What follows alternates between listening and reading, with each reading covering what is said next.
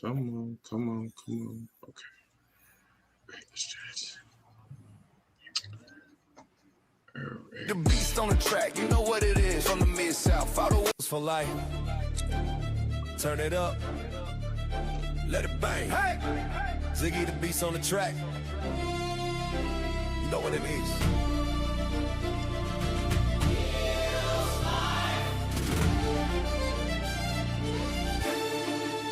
Turn it up. Let it bang. Hey!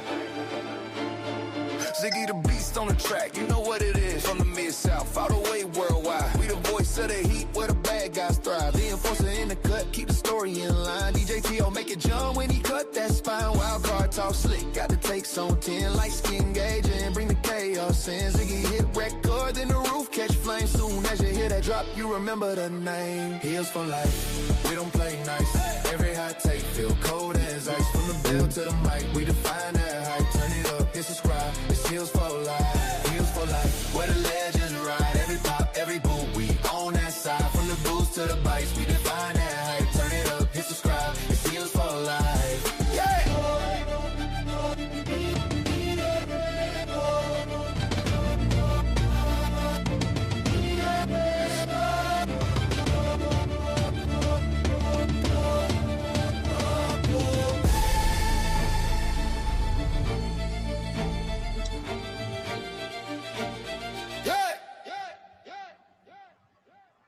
Heels for life. Turn it up. Let it bang. Hey! Ziggy the beast on the track. You know what it is.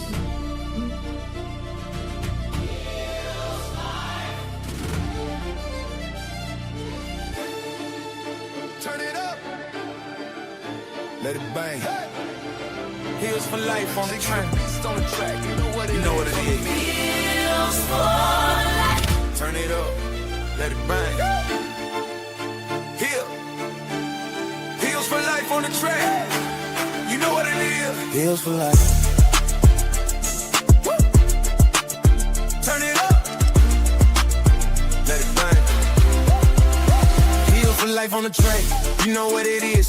From the mid-south all the way worldwide. We the force of the heat where the bad guys start. Be enforcer in the cut, keep the story in line. DJ T.O. make it jump when he cut that spine. Wild card talk slick, gotta take some 10. Like skin gauge and bring the chaos in. And get hit record, then the roof catch flames. Soon as you hear that drop, you remember the name. Heels for life, we don't play nice. Every hot take feel cold as ice. From the blood to the mic, we define it height. Turn it up, hit subscribe, it's feels for life. Feels for life. Where the legends ride, every pop, every boot, we on that side. From the boost to the bikes, we define that height. Turn it up, hit subscribe, it's feels for life.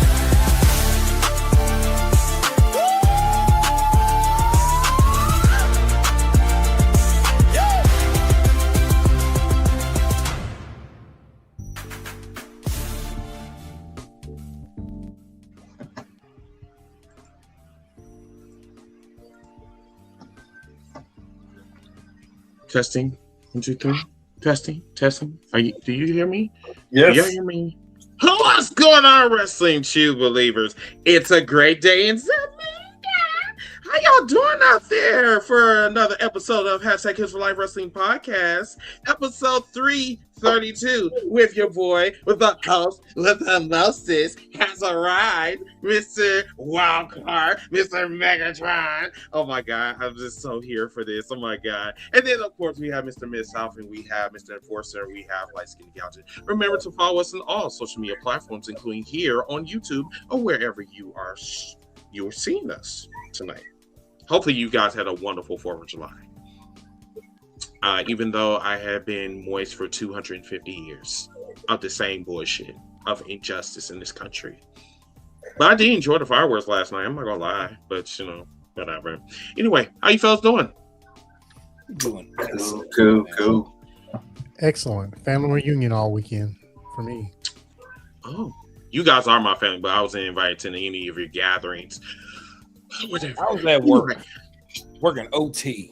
I wasn't talking about you because I already know about you. Okay, I know about you, but these other two fuckers over here, But anyway, I ain't doing shit. Stay in the house. I don't want to hear your excuses. They was trying to protect you because I guarantee you there was probably one person, that probably put raisins in the potato salad. Was it you? You know it wasn't him. We didn't even have potato salad. I was looking. You know, like everybody right. That bitch up on that situation. No, I mean anyway. So everybody, we have a nice little lineup for you guys. I don't really have much this week. It's more so just aftermath conversations from King and Queen of the Ring, and also Forbidden Door from last weekend. We're just basically just going to be talking about regular shit. However, we do have breaking news about Sheamus, but without further ado, we're going to get right into, if I can find it. They know who we Heel News and Rumors coming up right now.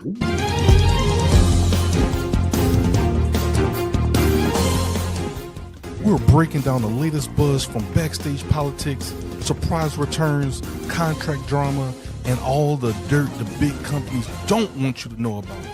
Whether it's AEW, WWE, New Japan Pro Wrestling, or any of your favorite indie scene companies. We've got the scoops, we've got the tea, and we might even have a wrestler to even talk about this. Put a little bit of fantasy booking to spice things up. Grab your belts, lace up your boots, time to hit the ropes, because it's time for Heel News and Rumors.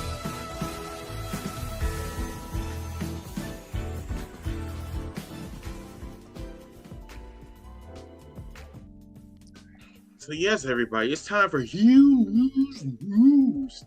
All right, so on the docket, about three and a half hours ago, while we were doing the cookout, Sheamus has announced that he is going to be leaving WWE. Now, I found some tea. I don't know if this is actually accurate. Not exactly sure. If you guys have something different, please let me know or correct me on the cookout when we have that tomorrow on TikTok. So apparently, TKO was on some bullshit with, remember New Day? They was on the contract reduction. So apparently they went to Sheamus with the same philosophy, and Sheamus said no and decided to leave when his contract is up. So I think his contract is up pretty soon. I'm not exactly sure when, but yes, Sheamus will be leaving WWE sometime this year. Any feedback? I mean, I heard the exact same thing, this is a dude that's been, one of the biggest draw. Well, not one of the biggest, but one of the top draws, at least in your company. You actually put him in a position to dethrone the face of the company because you felt like he was one of the top draws or could be a top draw in your company. So to ask him to take a pay cut, knowing everything that he has done for this company, basically sticking with them, even when newer competition came around and he could have split at any given moment. He could have left with Cesaro or Claudio, but he chose to stay. So, I mean, I don't blame Sheamus. You know your worth. Sheamus knows his worth. And quite honestly, there's plenty of wrestling promotions out there that I would love to see him in. Yeah, so what I read, and I haven't done a whole lot of searching or research on this because, I mean, we all know how I stand with WWE, but his contract is about to be up like really quickly, so really soon, probably in the month of July. So all the fantasy booking and projecting that people are doing online today could potentially be happening sooner rather than later. I got mixed emotions about it. We don't have to talk about it right now, but I'm sure we'll get to it eventually. Sorry, fellas. What's up, Enforcer? How you feeling? Can't hear you. Before we go to Enforcer, I'm not trying to drill you, But why do you have mixed emotions? Is this a personal thing, or is it like what is it? Not a personal thing. I just stand by what I said a few weeks ago. And actually, I'll before I get to what I said a few weeks ago, I'll say what I've been saying for 3 or 4 years here. Any new person brought in is at the expense of someone that's already there. So here's my example. AEW signed Sheamus. Sheamus gets, I don't know what, I'm making up a number, 2 minutes of TV time. That's 2 minutes less for any person else that's on the roster. And that's whether that's somebody that's older that's on the roster or somebody that's younger that's on the roster. So what I said a couple of weeks ago was that I didn't want anyone coming in to stunt the growth of someone that's young who's trying to get time. I'm not on the side of Sheamus signing with AEW to form the bar back with Claudio, or joining the Death Riders, or wrestling Tomohiro Ishii. All these different theories and fantasy booking that folks are doing on the internet right now.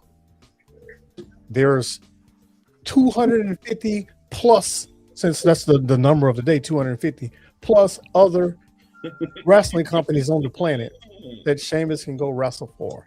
There should be no rush for AEW to sign him because he is 100% not needed. I don't know. Tomohiro Ishii versus Sheamus made me wet with perspiration. that match could literally happen anywhere. It really could. Wet. Extra moist. Just wow. Kind of like what Miss Up just said. That's why I'm not showing no emotion to it. I'm not. Y'all already know how I feel about when I hear somebody get released from WWE. Good luck somewhere else. You know, there's other opportunities out there. Like you said it best. Know your worth. We said it for New Day. Sheamus, a multi-time champion. Damn shame that he didn't get that next kind title, so he'd be a Grand Slam champion after the performance he did with Gunther a couple years ago. And he might still got something left to take. I kind of agree with myself. I don't want to come to AEW, but at the same time, if it happens, there is some things that you could do there with a Claudio reunion, or you could tease that it's going to be a reunion. He could sign with the opposition. We don't know. I'm not the booker there, but at the same time, I always say these releases too. Don't act like y'all fucking fans of Sheamus all of a sudden now. don't be all shocked and say, "Oh, woe is me, why shake?" No, because y'all didn't say that much when he was in WWE. Y'all was dead quiet, or y'all probably became a Sheamus fan. Like I said, after that Gunther match, he was a multi-champion way before that, you know. But again, he got released. We also know that there are certain new people that's coming in, so he might be out. My thing is now with this, if you told me 2 years ago that Sheamus is probably not going to be in WWE no more, I probably won't believe it. I thought he's a lifer. But then the same thing, I thought New Day was a lifer. Things are changing now. So I'm worried about other people. I'm worried about Bayley. I'm worried about Drew McIntyre. The last time we seen him on TV, I know he's doing a movie, but at least update. They usually show y'all when people do a movie. They should show y'all like, hey, this is what they're doing. Here's the behind the scenes or something like that. I haven't seen Drew McIntyre on WWE TV in months. Okay, people, you know, it's not safe no more. You know, you can be a lifer all you want. TKO don't care. So and I want to further a point that you just made with another point on top of it. How many people were on the internet complaining about not seeing Sheamus? And truthfully told, I don't even know how long it's been since he's been on TV. How many people was? Matter of fact, not even yesterday, 10 hours ago. How many people on the internet were complaining that they hadn't seen Sheamus on TV lately, complaining about him? not zero. Zero. That's what I'm Zero. saying. Like, bro, that's what I'm saying. Like, y'all was not saying none of this. Then all of a sudden, I hear, oh, the last time he was on TV, we hit a 6-man tag with John Cena. Oh, now you know that. You know what I mean? You know, like, so don't. I mean, if you try and get views, I'm not here to stop or shit on no one's parade. Hey, get your views and act like you care, and be a good actor too, because you might convince me. But at the same time, I know who's who and what's what, and you're not a Sheamus fan. Nope. Point blank, you're not. Okay, but if you are, I'm not talking to you. don't get no emotional damage. I'm talking to those that acting like, hey, they actually care about when someone get released from WWE every time. That's when they all care about them, and that's all now. Oh, now they go to some place they deserve to be in, but at the same time, they don't need to be at AEW. You just need a match that, as you said, get you wet perforation. But I would love to see a Sheamus against Ishii in New Japan ring. I would love to see I want to see if Sheamus can go strong style in a New Japan ring or a Noah ring. I would love to see him go and help out MLW just like a Killer Cross did and stuff like that. I would love to see that. Everybody, again, once they get released, I'm telling y'all, stop with everybody got to go to AEW. AEW's rolling. We don't need no one to stunt what's going on there to fit you in, to fit a circle in a square box. We don't need that right now. Or should I say a square in a circle place? I like how you said we. Hey, it is what it is. As no, but I gotta say we, because as a fan, we all do the same thing. Like we all we want to go a certain place. But right now, as we are getting closer and closer to all in, I would love. I just saw something. I just saw something in the chat that we put up on the screen. I would love to talk about that too. What? When he said what Trevor said, Ricochet went ham on Twitter about him. Of course, he playing his character, but it was hilarious. Yeah. I think I've seen that too. Let's also keep this in mind. Sheamus's contract is expiring. He hasn't been released, or TKO isn't releasing him. His contract is set to expire, which means his contract is not being renewed. It's going to run out, and after that, he can go wherever the hell he wants to go. And like these gentlemen up here said, AEW is not the first go-to. Like, I would love to see him in MLW. I would love to see him in Rev Pro. I would love to see him in Progress, Defy. I would love to see him in Japan, in Noah, in New Japan, or even in DDT. You know, like, honestly, there's so many wrestling promotions where you could actually see Sheamus do something pretty spectacular and out of the norm of what he's accustomed to. Like, AEW should not be the first thing that comes to mind, all right? But again, like Enforcer was saying, you know, and also what Mid-South was saying, there's been rumors that they are bringing in a number of different people, from Big Kaz, who is formerly known as Big Bill. They're talking about bringing back Enzo Amore. Hiromu Takahashi was on the docket too as well. What have we been saying, not just on this platform here, but on our own platforms on TikTok? When somebody is on the way in, somebody is eventually on the way out. So this is just one. And like we said, these cuts that are, you know, supposed to be happening, they all seem to be happening quarterly. We saw the ones that happened after Mania. There probably are going to be some more either prior to SummerSlam or after SummerSlam. Definitely. All I'm saying is I'm just expecting another crash out. I know that's right. Man, this shit is too goddamn dark. I'm trying to look all cool and shit. As far as I'm concerned, I really don't have any comments. And I know it's kind of hard for y'all to believe. I don't have a comment about Sheamus because, quite frankly, I really don't care. Just don't.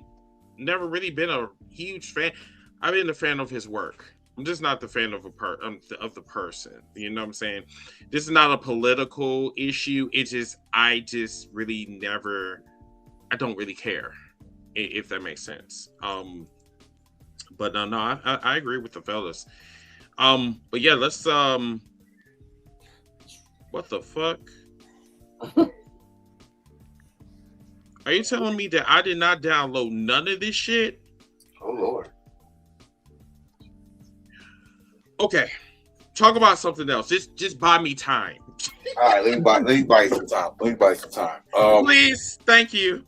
Okay, so I don't have a segment, but I will just say it right now so I can give my man some time here.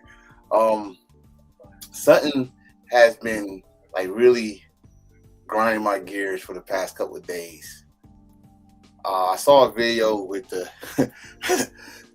with Jim Cornette. This is Jim Cornette, where he said he has a problem with WWE and AEW. He gave them his reason for WWE, like they got the talent, blah blah, but they're just boring as hell on TV. They give out boring TV. Great, okay. Then he said something about AEW, and what caught my attention is what some people, a lot of anti-AEW or anti anything outside WWE fans would say. They don't do stories. Ladies and gentlemen, I'm about to really burst your bubble, or at least give you a little bit of knowledge. I'm not gonna say I'm always gonna be the knowledge guy, but wrestling and stories or storytelling go hand in hand. It has been that from the get-go. Every wrestling organization, not just the WWE, does stories. It's just they do it very, very differently. Okay, just like there are different types of movies or entertainment, it's the same way with storytelling in wrestling. Everything cannot just be soap opera or dramatic or romance or comedy, action. You know what I'm saying? It's a different way. Me and Lightskin said this one time in recording that AEW keeps things canon from other places. Me and Mid-South said this also about what's going on right now with Ospreay. Well, Ospreay got two storylines that is coexisting as one in two different wrestling organizations. AEW has been around for 7 years, and I think it's time for the people that say that to stop saying it. Stop saying that AEW or any other wrestling organization that's not WWE don't do storytelling. Now I'm coming to the point that now y'all just need views. Y'all clickbaiting because y'all know that's a damn lie. Especially when how many people has telling y'all, oh, this person got history, or this person is going to do this and this, go do that. It's time to stop this shit right here. It's time to stop the argument of viewership. It's time to stop the argument of ratings. It's time to stop all that bullshit. Every damn wrestling organization is not going to be the same. They're going to their own audience, and they're going to tell you stories. Either it's going to be long term, or they're going to tell you the story within the ring to create the story to keep you watching. That argument is not in void. Let's stop the bullshit. Let's watch the shit. First of all, let's watch wrestling, because that's another thing. Y'all probably don't even watch their product to say they don't do storytelling. Y'all probably just hop in the middle of it. Like a guy said on TikTok a couple years ago that said, oh, he could just watch Endgame and don't need to know the story behind Endgame, which is bullshit. Okay? So, all I'm asking, I'm not demanding, I'm asking. Because some people don't listen, ain't gonna listen to me. But let's stop the madness with AEW don't do storytelling or not TNA, MLW don't do storytelling. Also, everybody does it differently. Everything is canon. Hell, WWE started canning things out with Tama Tonga and Finn Balor. Everybody that's outside that knows the history of that one. Bullet Club, Final Founders, all that stuff. So to say that there's no storytelling in wrestling is the most idiotic bullshit I have ever heard, and you need to stop it. Let's stop it. Did I give you enough time? Yeah, I'm good. All right, I'm done. I'm good to go. Just kind of add on what you said, and then I'm gonna go on to the next one. Jeremy Cornette can suck a dick, as far as I'm concerned. I mean, he's been doing the majority of his career anyway, but I really need him to suck one and gag and just choke on it and just be done with it. You know what I'm saying? Please clip that. Yes, bars. Yeah. So. Trying to stay in character. As Mid-South would say, think of the sponsors. Yeah. No, fuck the sponsors right now because that's exactly how the fuck I feel. But no, anytime that you are a WWE tribalist, of course you're going to have those type of outdated scripts. So, and that brings us to our main event, which we're going to be talking about later on, which is Nostalgia Wrestling versus the modern day wrestling era. So it really ties into what Miss South is, not Miss South, but what Enforcer is talking about, and we're going to talk about that later on in the show. But yeah, let's get into. Matter of fact, hold on, let me just put this over here. Sorry. Sorry. Okay. Hang on a second. There we go. I was just trying to get my shit together. Okay. Let's get into this little number. Y'all, this is a fucked up week. I'm not going to even lie to you. I was anticipating this match to be at Redemption because it makes sense. And the Redemption part is for Kenny Omega. That part I get. At the last minute on Wednesday, after announcing about this match, because the match was not supposed to be, it was supposed to be like, if he wins, he gets a title shot. But now they just changed it all the way around. So this Wednesday, live on Dynamite, on free television, MJF versus Kenny Omega for the AEW World Championship. If Kenny Omega loses, he can never, ever compete for the AEW Championship again. I do not know why they are playing this game. But it's really pissing me off because as much as we sit here and we talk about how WWE like to recycle storylines, they're doing the same thing for this one. So I don't know if this is like the EVP's kryptonite. I'm not exactly sure. Even Cody Rhodes was mentioned in this little storyline, which was, like you said, canon. So with this being said, I don't know how to like really feel about this. I'm here for it. A lot of bangers this week, but what you think? I'm thinking MJF is probably really injured, like badly, to push this match because, like you said, this should have been if you defeat me, you get a title shot at Redemption. But I was thinking about this since Wednesday. I think probably right after me and Miss South finished that this guy could be really injured. His leg could be fucked up, and they're trying to push it now. Because I think they probably I'm not gonna say I know this shit, but it's kind of making sense so that they got it penciled in for Will Ospreay against Kenny Omega and Allin, and this whole Wednesday was so story driven more than wrestling. It was more like, all right, look what happened after Forbidden Door. Look what we're talking about directly after the title match, which dragged on to this situation to the end of during the whole show. We saw MJF Kenny Omega more like pretty much was a 2-hour show at least. At least an hour of the show was MJF Kenny Omega, at least story driven, and but like you just said too, I think help me out, Miss South, if I'm mistaken. The Young Bucks actually found a way to say Cody without saying Cody. They was like, oh, he did this before. He took 2 EVPs out. We all like, we know Hangman, but we haven't heard them even mention Cody. The only person that mentioned Cody is Mid-South. Oh, not Mid-South, MJF. It's the only person that ever mentioned Cody. So, they definitely. But this is also a New Japan trick. This is a New Japan trick. Everybody know Kenny was 0-2 against a certain guy named Okada.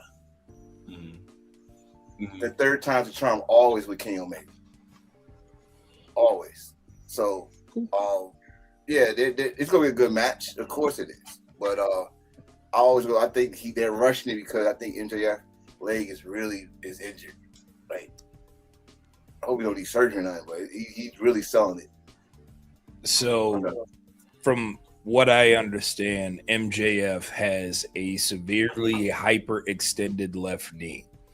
The fact that MJF is actually going about performing it, and I mean, it makes sense for the reason why there was that multi-person cage match.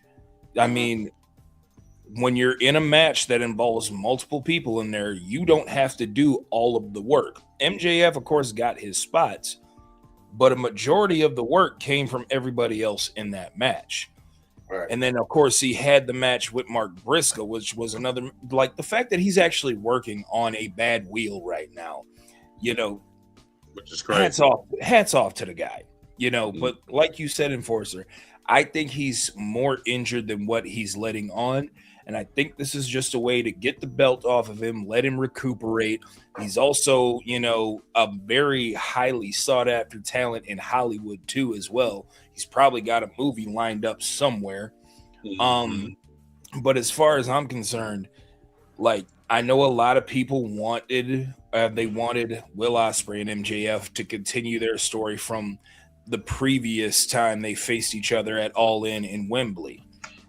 But the story that everybody, I think, is sleeping on is Will Ospreay versus Kenny Omega, the match that started at Wrestle Kingdom, led to Forbidden Door in 2024, and now everything once again is coming full circle.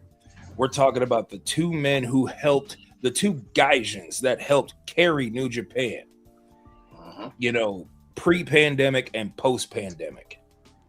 You know, there is so much story to tell right there. And for a group of individuals who like to come out on the internet and say that AEW doesn't tell stories, I suggest that you go crack open a book and go look at the history. I think they just slow in real life, to be honest with you, because if you don't know the difference between a match book and a storyline, like, bro, like, you really need to just shut the fuck up and just take. That's what happens when you're delayed. Delayed. Exactly. Exactly. But yeah, I might join Enforcer on that night, because definitely I got to see what happens, because like I know some shit is going to go down. You guys can take over for here this part, because I don't know what the fuck is going on. Oh no, I'm sorry, wrong one. So these are the free agents that's supposed to be coming back to WWE, which is Enzo Amore, Big Cass, and I do not know who these two is in the middle, and then Zilla in whatever. But who's in the middle?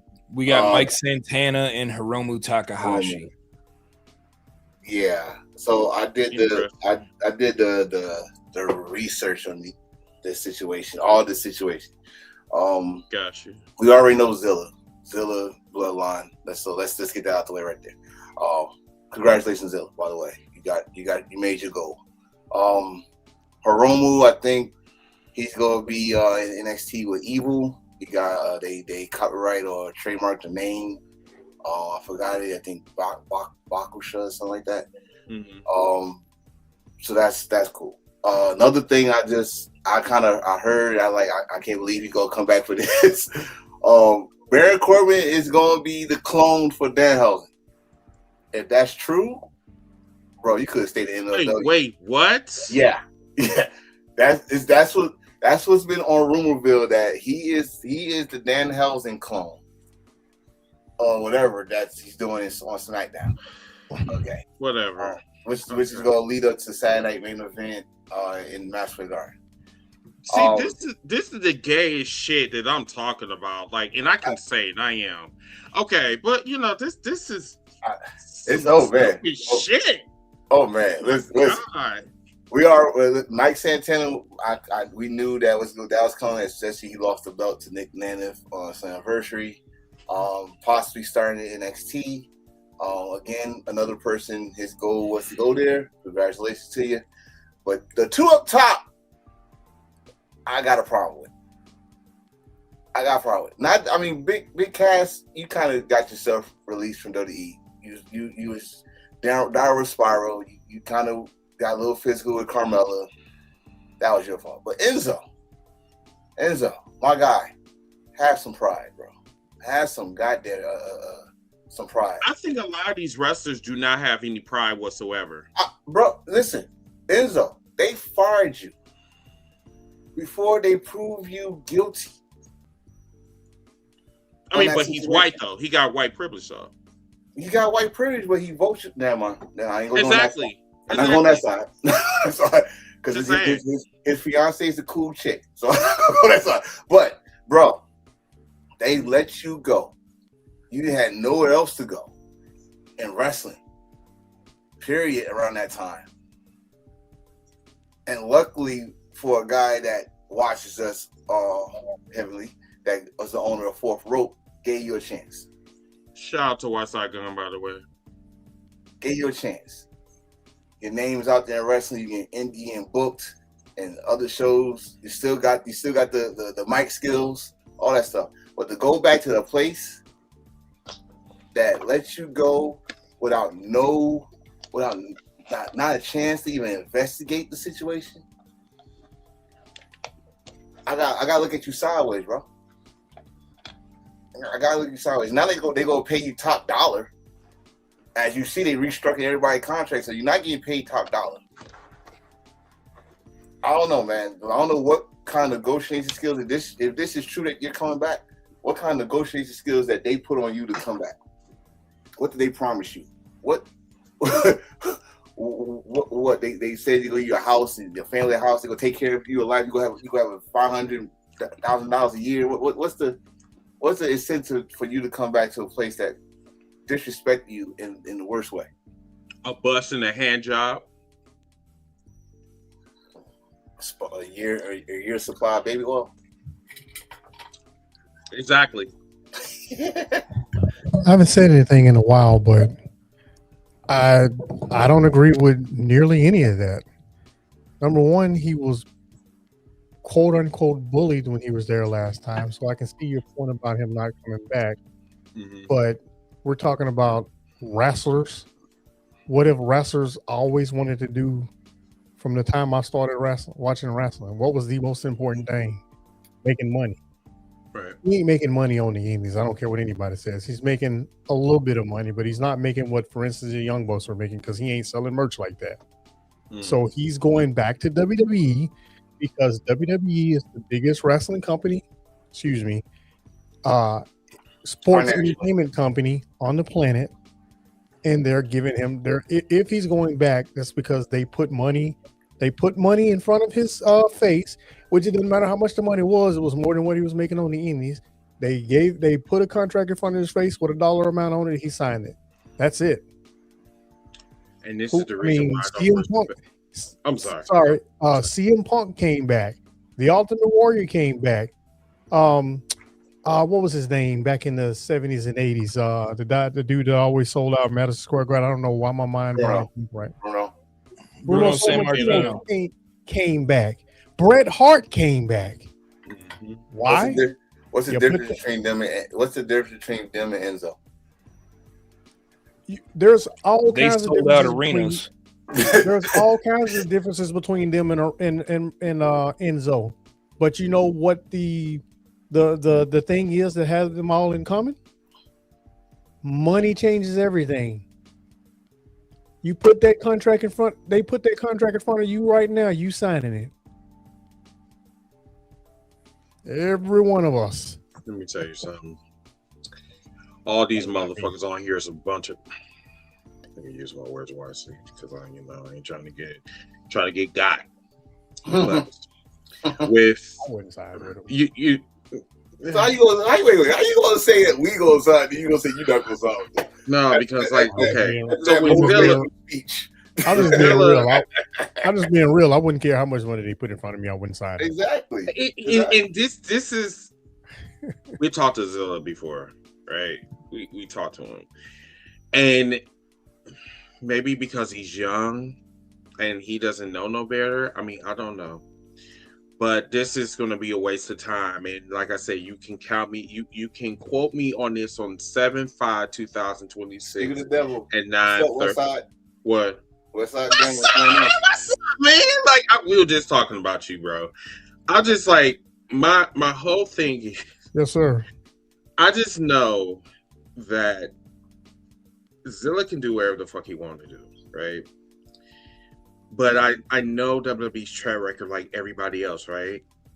And I'm just like, I don't think this is the right play for you. I think what you should do is that you should build up your resume in 4th Row or Ashe Wrestling and keep building up your resume before you start lollygagging over to WWE to be with your family, your tribe. And the crazy thing about this is that your tribe, you're not going to even be the face of. You're just going to be a soldier. So it's just like, what? If Zilla was right in front of me right now, if we was on the podcast, the first thing I would ask him is, what is your whole purpose of going to WWE? Just to put up the fucking once and say, hey, I'm a drone part of the coalition of the bloodline. I mean, like, what's your what is your whole goal of going? Like, that's my he look. I don't know. With the difference of everybody on here, Zilla already made his the answer to that question already. He wanted to do something to complete what his father was doing up there. That's his goal. It's not the bloodline thing, even though he is part of the family. But his father's legacy up there is incomplete to him, and I get that. That's why I'm not really going at him for that. Like, honestly, I'm not either.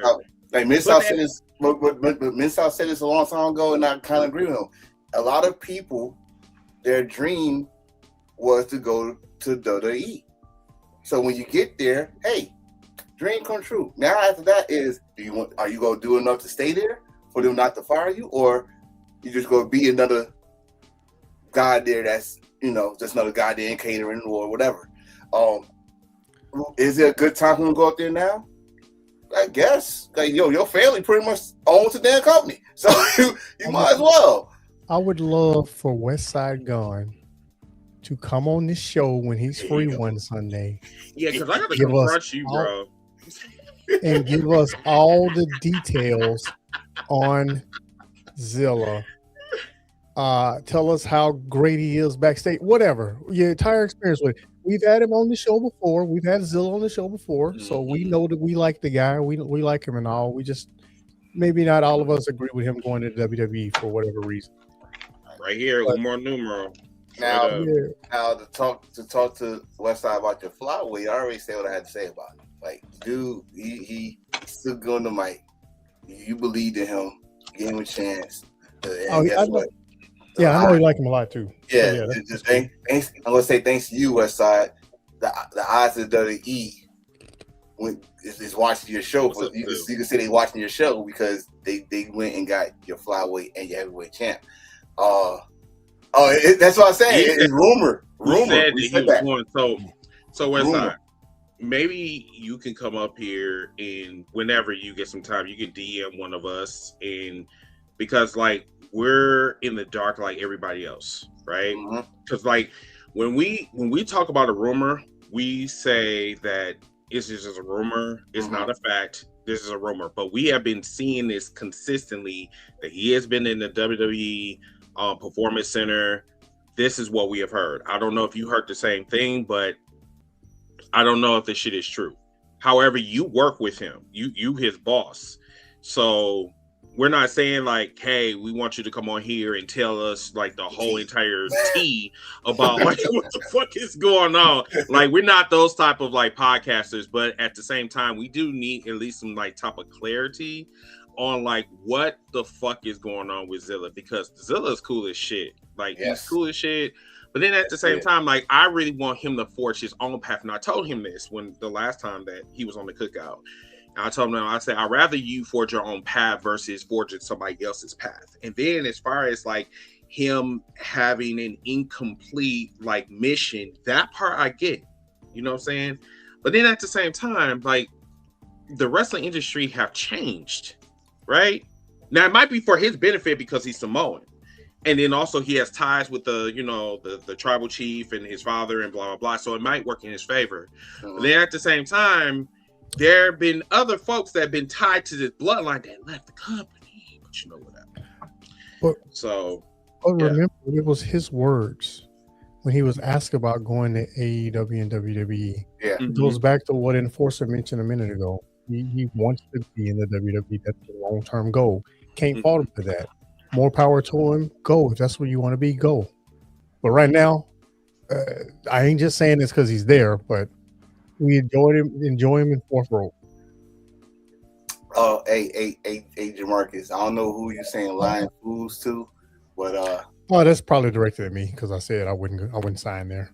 Oh, but he don't know my pockets. I'm telling you, don't question someone's tax bracket, brother. I don't think you really want to have that conversation. But let's go. I'll straight up tell you right now, if the opportunity would have came to sign with WWE or somewhere else, I'm signing somewhere else. My morality does not come with a price tag. Especially if me being a black man, why in the fuck would I want to go to a colonizing fucking company like WWE and then say, hey, yeah, I'm here, I'm accomplishing my dream, and then you got the fucking Toucan Sam, Triple H sitting up here talking about, I don't see color, I see talent. I mean, you a racist bitch. So he don't see color, which means he don't know what to do at a stoplight. Type of shit. Come on, man. So this is Tony Khan stated this. He said, Thank you all who watched AEW for our upcoming AEW Redemption pay-per-view in Montreal on Sunday, July 26th. I have moved the start time to 1 hour earlier than the tremendous recent AEW pay-per-views. So the buy-in is going to be at, I believe, so it's going to be it's going to be 6 Eastern, 3 Pacific, and 5 o'clock Central. So it's going to start early. Yeah, it's going to start way early. So, I mean, don't they usually start around that time? No. They okay. So instead, the main card is going to be at like what? 7 o'clock Eastern, so 6 o'clock for you. And 7 o'clock Eastern. Okay, got you. So just to kind of put that out there, everybody. The next one, y'all can explain a little bit more about the Climax 36. Yeah, G1. But before we go there, can we go back to Tony Khan, the announcement he made there? I think sure.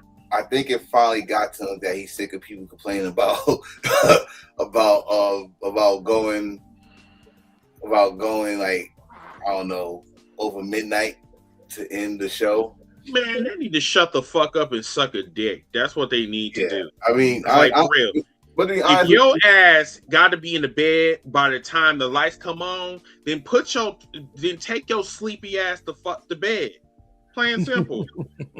I mean, but at the same time, like, especially those that goes to the show, it's not even about the people that's home watching. Like you said, you could just, this is streaming time. You could just replay wherever you left off the next day. I think I heard somebody that was a cookout the next day said he missed half the show. He had to rewatch it the next morning. So you could do that with the people that's there. Yeah. That gotta, for us that was at Donut, they missed the late train. And they had to find a way home and stuff like that. So I mean, it's cool. I mean, it's cool that they did that. Just to see how far they could go. When Allin happens, Allin's gonna be in the middle of the day for us. Well, personally, I don't think it's either of those. I think he's just testing it out, just like he did last year, because there was a couple of pay-per-views that happened last year that he ran them early. I mean, like Allin in Texas. Allin in Texas. It was literally, in this month. It was literally in July at the same time. So he moved. It ran earlier in the day. Simple as that. And then remind you, there were a lot of counter programming which didn't really do any justice for the competition because they got ran over. Probably maybe Evolution was cool, but they're doing it again this year. There's going to be 2 programs against AEW Allin, which theirs is going to be at nighttime. So by the time Allin was over, they go play this at night because they wouldn't dare play their shows at the same time as All In. So I don't think that's gonna happen. Oh wait, y'all play Little Jimmy if told? I would not. I play Little Jimmy. I play Little Jimmy. You play Hornswoggle. I'm not touching that. If I'm gonna be, if we gonna be Little Jimmy, you gonna be Hornswoggle. So get your little ass under that damn ring when I'm tired of niggas sitting up here and putting their sexual fetishes on me. Oh, okay. I ain't playing no goddamn Little Jimmy. I ain't playing Susan. I ain't playing Karen. You do that shit. I'm not doing that. Oh. Like for real. You ain't doing that. Over here. But anyway, anyway, fun with you, Jamarcus. You cool. You cool.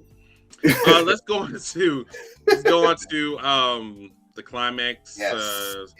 G1 climax. Go ahead. G1 climax, New Japan's annual round robin tournament.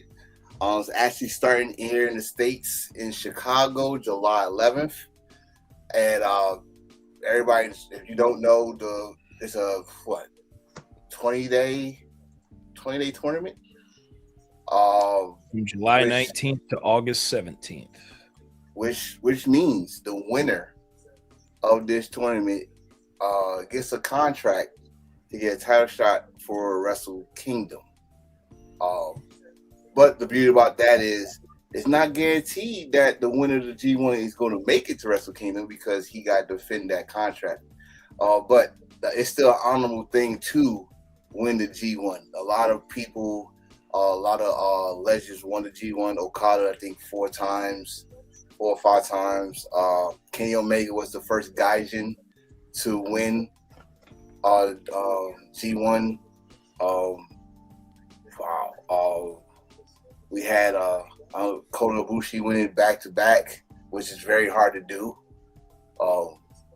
There's only a handful of people that done that. So this year is going to be very interesting. They got some new people, which is good. Some new faces, which they had no choice, but they had to put some new faces in there. G1 this year is going to be very interesting, for sure. But again, it starts July 11th in Chicago. I don't know exactly what time though. So gotta go to NJPW World to find out. You take a look at some of the names that are involved into this tournament. I mean, you got Konosuke Takeshita, Hiroki Goto, Bolton Ole, Yota Tsuji, Shingo Takagi, Jake Lee, Sonata, Great Okan, Yuto Ice.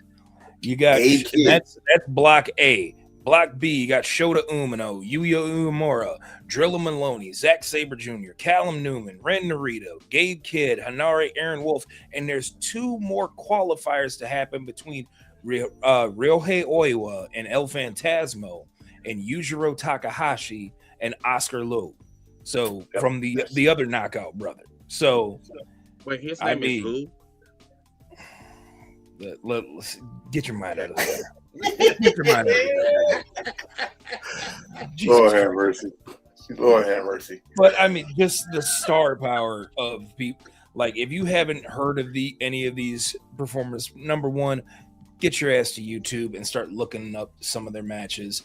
You know, this G1 again is stacked with a lot of talent and a lot of guys who can go. If you have never watched a New Japan match, I suggest you start now and see what strong style is all about.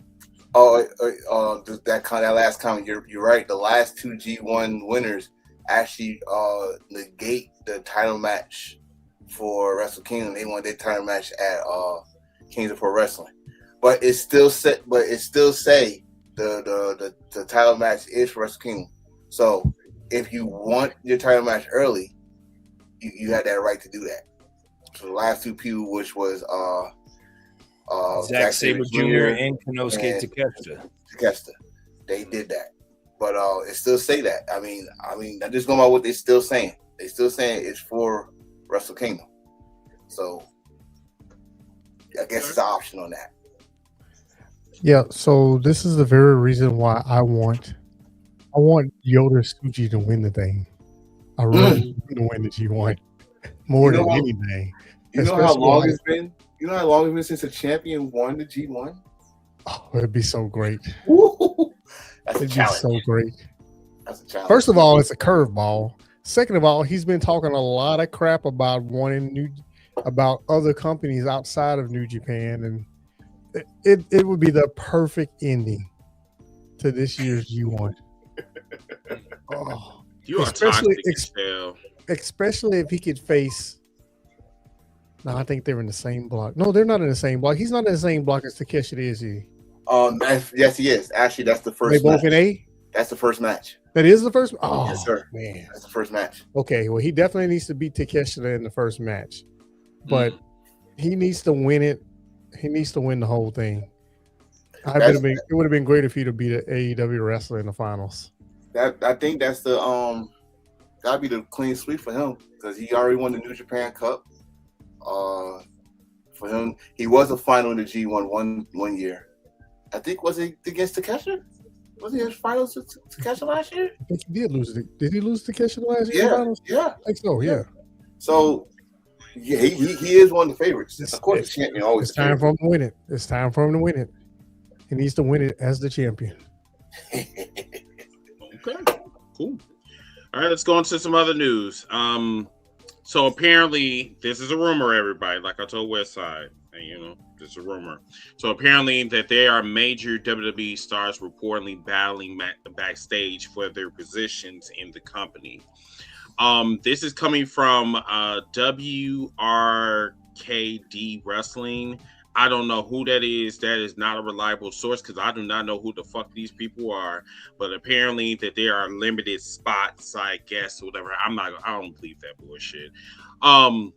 Fellas, what do you guys think? I mean, this is an interesting topic. Whatever. Go ahead. Yeah. Reading this as it's written, this is the same thing that happens at every freaking company on the planet. So this is not a story to me. This is just somebody positioning their words to draw attention to their post, because that is literally what happens there. Let's read it. Several of the company's biggest main event stars are actively clashing behind the scenes as they fight to protect their high profile positions on TV. Every company, it doesn't matter what the role is, what the job is. If you're at the top, you want to stay at the top. If you're managing several people if you're on a team of 5 people and you got one person that manages, and let's say, for instance, that person is about to retire, all 5 of those people are going to be battling to replace that manager to make more money. This is just a positioning of words to me. So it could legitimately be true, but to me, it ain't a story. Now, if this could be rewritten as a fact and say that they are punching each other in the face to see whoever wins the face punches takes over the main spot or whatever, then it'll be news to me. But as it's written, non-starter, non-news. I mean, let's keep but we already know that this happens in wrestling. We saw it with Austin and Rock and Triple H, who was going to be that. We heard from Matt Costa himself when the Shelton Benjamin. I don't want nobody coming and taking my spot. I mean, this is wrestling. Like, dude, if you in a place where you are shown on TV or you are main event or you are the face, you're not going to just let somebody come in and take your spot. So yeah, it's always going to be like that. It's like that in all likes of sports. If you are the no one QB of your team, you're not going to let some young punk who just got drafted come and take your spot. If you are the number 1 pitcher in baseball, and you're the number 1 in the rotation, you're not gonna let number 5 come in and take your spot. So what are we talking about? This is not, like you just said, this is not news. Of course, somebody gonna want your spot. Somebody want Rhea Ripley's spot. Somebody want Liv Morgan's spot. Somebody want that Charlotte Flair spot. Somebody want the Tribal Chief spot. Yes, I want that spot because I need money. I need that money. So this, like money, said, TV time, all of that. Yeah. I'll give you the best example of what Enforcer and Mid-South are talking about. Me being from Minnesota and me being a Vikings fan, you already know that the biggest controversy is who's going to play quarterback. JJ McCarthy or Kyler Murray. I think everybody pretty much knows who's going to win that position battle. But at the end of the day, them two are still going to fight because they feel like they deserve that number one spot. So, again, it ain't news. It's just something to talk about, like what most of the people on ESPN like to do. You know, preferably the ones who have a bad hairline. But again, you heard what I said, Enforcer. I mean, we know what he's talking about. The man has to salute all the way up here, okay? We know what he's talking about. That man don't have dreams. He has movies. That man said his headline scared of his face. He's running away. But again, like, y'all terrible. It's clickbait. That's all it is. Y'all terrible. Terrible. Oh. And that's the appropriate music for that clown too. All right, let's go to the next one. No. Play that. Don't we talk about him on this show? All right. So this is I don't know why they playing like hide go seek with Carmelo Hayes when they're dealing with Trick, but apparently the spoiler on Trick's SummerSlam opponent is it's Carmelo Hayes, apparently. I don't give a fuck. I just don't care. So Chris, remember we was there for the main event. Yes. Carmelo against Trick. Yes. Was it something to write home about? No. But I get the story. Yes. If it wasn't for Carmelo, we would have seen Trick, or we didn't get to have a Trick anything. Right? I get that. All right, cool, whatever. Mm-hmm. But the fact that y'all might as well just say it's SummerSlam. Just say it. I'm not here for this. No, not at all. Well, it's gonna be. Well, if it's not SummerSlam, it's gonna definitely be SmackDown, because I think it's gonna be on SmackDown this week. They got a match this week. So this is what we do with the niggas, when we when we use them up. You know what I'm saying? We put them on the back burner, right? So apparently Triple H he sees a lot of color, and he don't see the talent, I guess. I mean, I don't know, because with Triple H is very, very vague, but racist at the same time. He won't literally just come out and say well, I don't want your black ass on my SummerSlam. He's not gonna say all that shit, but there's a lot of missed opportunities with this, because the first time that they went at it at like you said 3 years ago at Stand and Deliver, the match wasn't even good. The promo was great, but the match it was very short too. It was probably no more than 8 minutes, straight up. So yeah, I don't know if you guys feel any different, but I'm like I said, I'm looking at Charm City's comment. At least they're gonna have a match at a big event. I mean, cool. Black excellence, cool. Great, great. But they're not. It's like this. A lot of WWE fans don't watch NXT. We know this. That's diabolical. Yeah, I saw that too. They don't watch NXT. So, and again, and I said earlier about storylines. If they don't watch NXT, their own freaking product that's under their umbrella, do you think they're going to be interested in this match?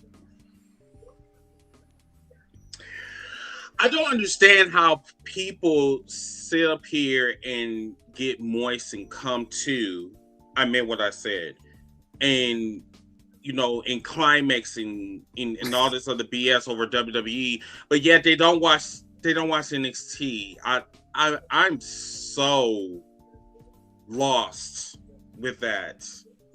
You don't watch the same thing that you you get moist about, get wet about. Like, am I missing something? You're not missing anything. It's just when we were fans, like WWE was the only thing available before AEW came into town. But when the main roster was not fulfilling our needs, we discovered NXT. And remember, NXT was not even being promoted at the time. We had to find it like just casually scrolling Hulu, because that's how I found NXT. I was like, NXT, what is this? And then I thought this was the game show. No, they turned NXT, or what I should have said, what used to be known as Florida Championship Wrestling, FCW, into NXT. They moved it out of that building that they were in and moved it to the campus of Full Sail. So I don't know. I don't know. Okay. Explain yourself. I don't know. No, you need to explain yourself, because apparently you came. I mean, it happens. Let's move on. Write that off the camera. Shit. Hey. Carry on. Damn. Excuse me. All right. Hey. Oh, God. Why did he wipe the camera? Why did he wipe the camera? Had to get that excess off of the lens. Evidence off the camera. Hey, now. No. Stop, bro. I promise you, I'm not doing that. Okay, moving on. I don't. Okay. Okay. No, we talked about this loser before. Okay, let's move on. Wait. No. We are not visiting him. We're not doing that. No. You're gonna have to continue cleaning out your camera, because, like, no, we ain't doing that. I must have been seeing that, because I gotta wait this up some more, because I know. Okay, carry on. Okay, thank you. So,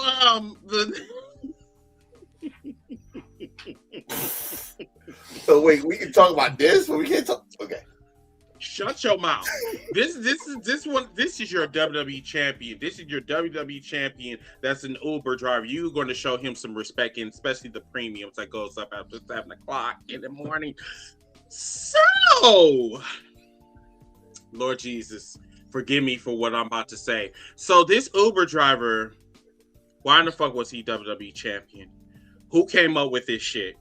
If this man loses tomorrow night, I'm gonna laugh my fucking ass off, and I'm going to talk about Sami Zayn like I'm talking about a bitch that was hoeing on 27th Street in Milwaukee, Wisconsin, 53215. I promise you, I'm not going to. No, because first of all, they said that this man is not fit to be WWE champion, but then you put him in a position, you give him a fucking belt, he wins over your so-called face of WWE, and like I said, he does these vignettes like he's fucking a virgin, like he never had any pussy in his goddamn life. Like, this shit is wild. This is wild. And I'm not going to make any comparison between him and Mankind, unlikely WWE champions of all time. But this motherfucker right here, this bum, I don't understand. Why did he get the goddamn belt, and why he's going around like he never won a belt in his life? It's pathetic. He needs to get a goddamn barber. That's what he needs to do. So I want everybody to remember this. How long was he NXT champion? That's before my time. See, even light skin went black and white on that. See what I'm saying? He don't have long title reigns, especially the main title. Come on, Enforcer. Come on. No. Hold on. Congratulations, Sammy. But this was not. No, fuck all that. This is not the time. I'm like, thank you, Crazy. Kevin Owens, if he didn't get injured, that could have been Kevin Owens. No. I would have been more happy with that. You gonna lose if you lose this title tomorrow. You gonna be in the same category as Kane. I can't say that, and neither can you, because his reign was 24 hours. His will be a week. It was like 24 hours. It was 24 hours. It was like 18 hours. Nigga, don't do that. Don't be he had some Just sleep. say I think he said he was going to be in the same field as Kane, or in the same category as Kane, because Kane's first reign as WWE champion, he did not have a successful title defense. This will be Sammy's first title defense since winning that belt. And if he loses tomorrow, I'm just here for the crash outs, like I said I was. And that's another thing.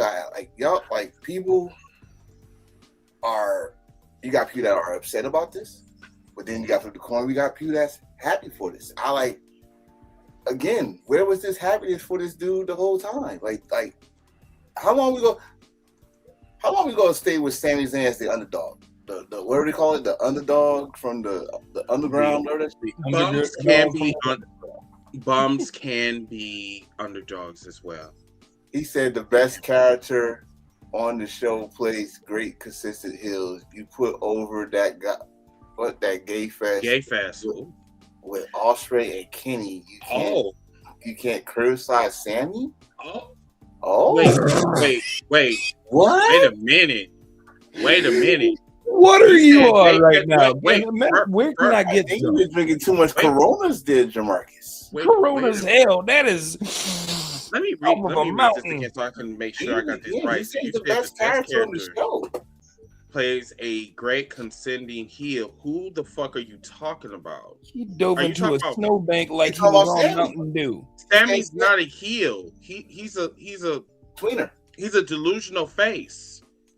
That's what he is. And then you say you put over that gay fest with Ospreay and Kenny. First of all, why the fuck? You started to become bougie. You started to become him. Why the fuck you so goddamn work? Pride was last month. Why the fuck you so you know what? That was gay for you to say. Like, straight up. That was just, and I can say it because I'm gay as fuck. Like, dead ass. You disappointed me, man. You disappointed Megatron. Dude, get the fuck off my damn line. Listen, man. If you think he's a condescending heel, okay, but he's not a heel. That's the thing.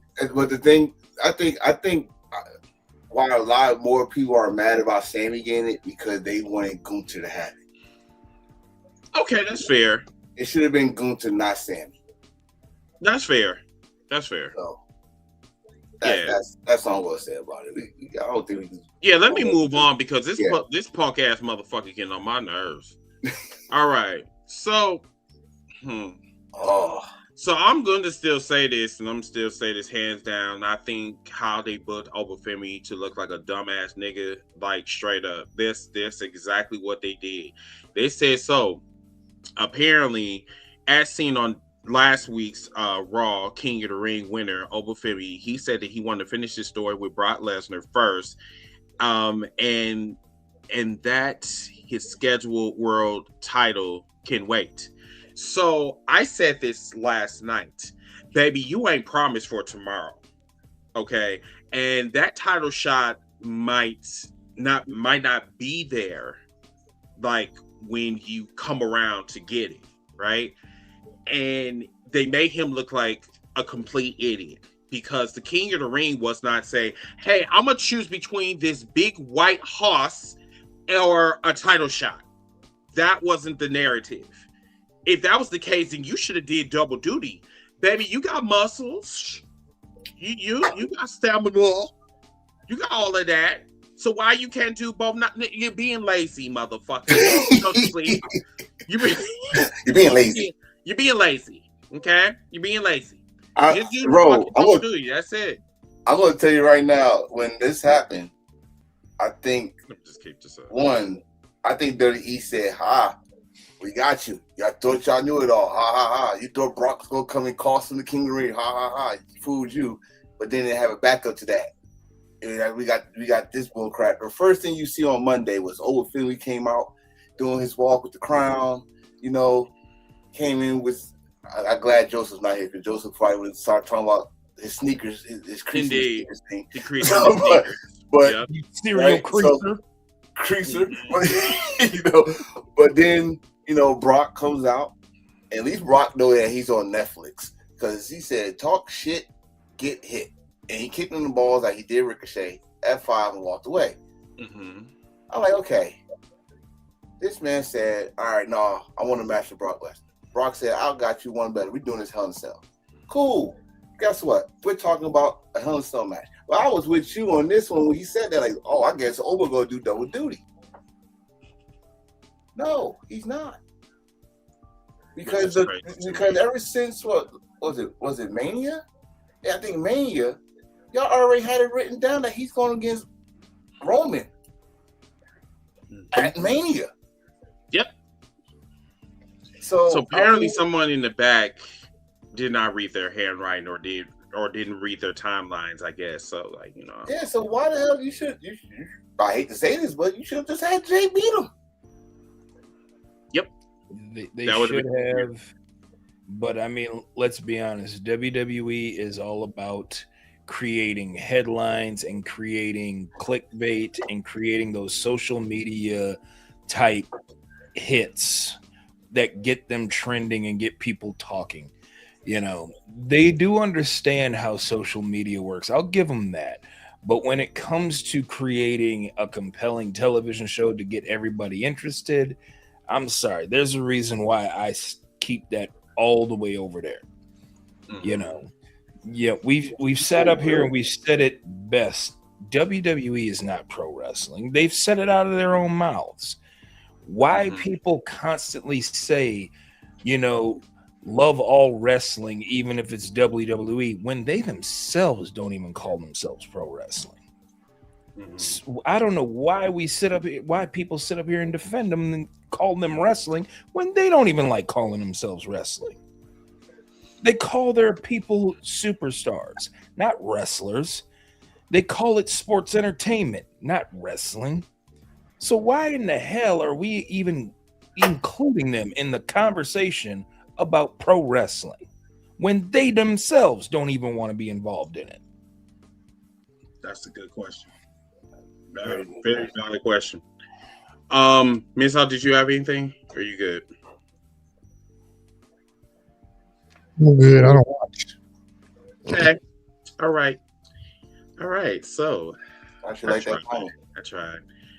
So Triple H said that he says that fans take WWE too seriously at times.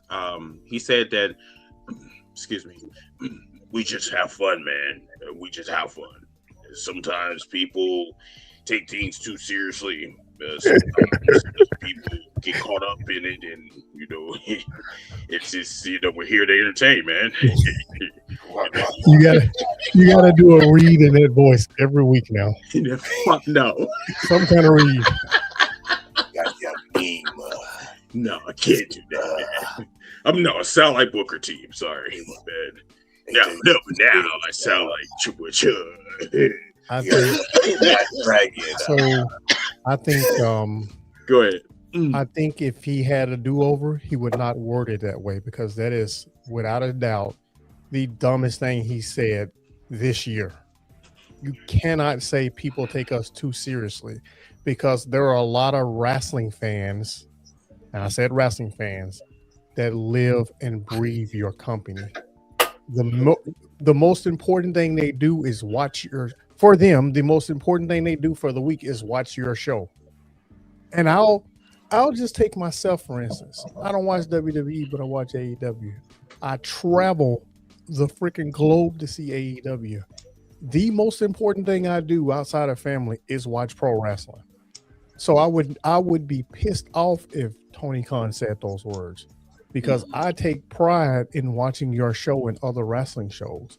So don't tell me that I take your show too serious, because your show is the basis of what I do outside of family and work. Really wish he wouldn't have said that. You know what though?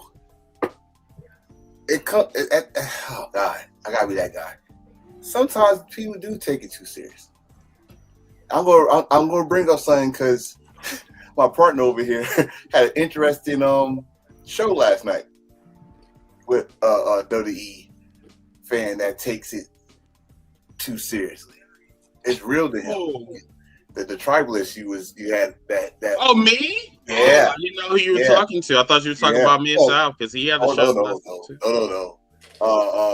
There are people that take it too seriously, like they are under the payroll. You know, I mean, wrestling.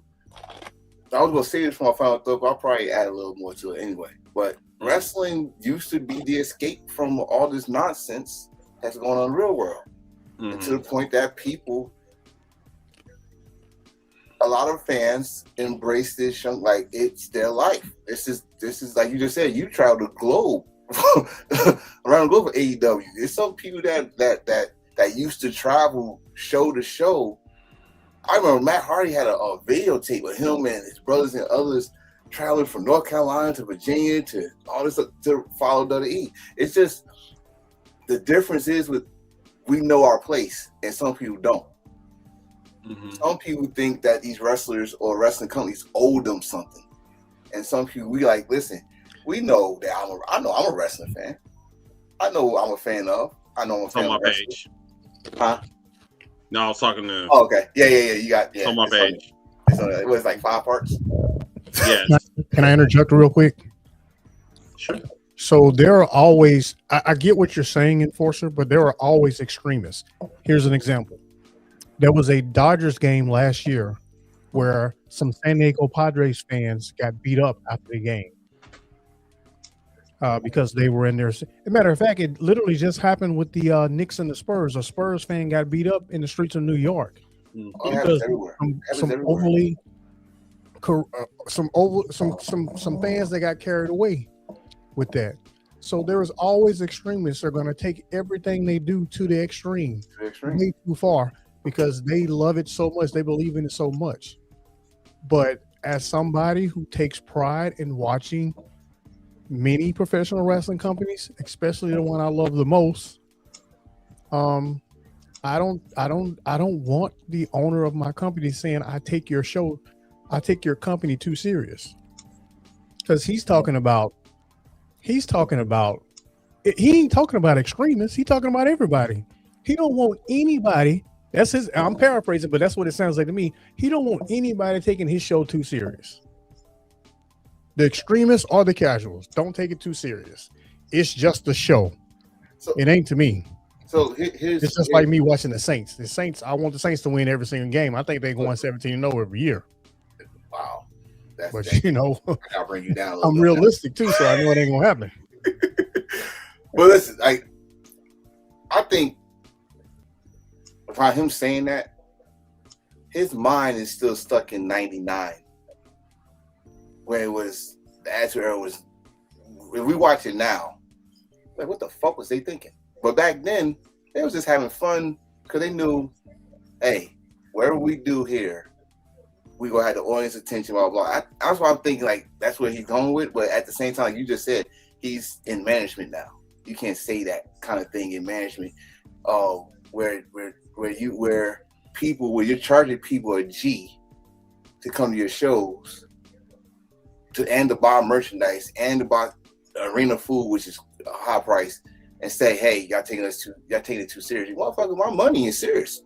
So I get what you're going with, but I'm just saying as how the internet, IWC is, some of them do take it way too serious to the point that you can't take criticism as even in our comments. If we say something wrong or something that they disagree with, as we just saw again, not to make fun of you, bro, but that comment you kind of said was kind of like, oh, you liked the Sammy thing, but you didn't like that we didn't like it, so you had to say, oh, y'all was just talking about, you see what I'm saying? And it's like that. So people take things to the extreme sometimes. Like I just said, extremists. They take it to the extreme sometimes to the point that, all right, now you calm down a little bit, bring it down a little bit. It's not like you under the payrolls. Calm down. So I don't know how to take what he said. Like if I'm iffy on it. Go take it like this. Go and read it. Put it back up on the screen for him so he can read it. Read it and read it one time. And what's the first thing that comes to mind? because that's my approach. That's always my approach. I analyze it. Sure, first thing that comes to mind, I analyze what came to my mind, and when that comes to, and that, I mean, that's just how I roll. I will analyze, and sometimes I will overanalyze, but I don't analyze the statement as much as I analyze what first came to my mind when I read the statement. Okay. So everybody, we're gonna take a quick second cut for a second so we can get these likes up. What's going on, everybody? We're going to take a quick break to hit that like button to cheer up this poor wrestling fan. In 3, 2, 1.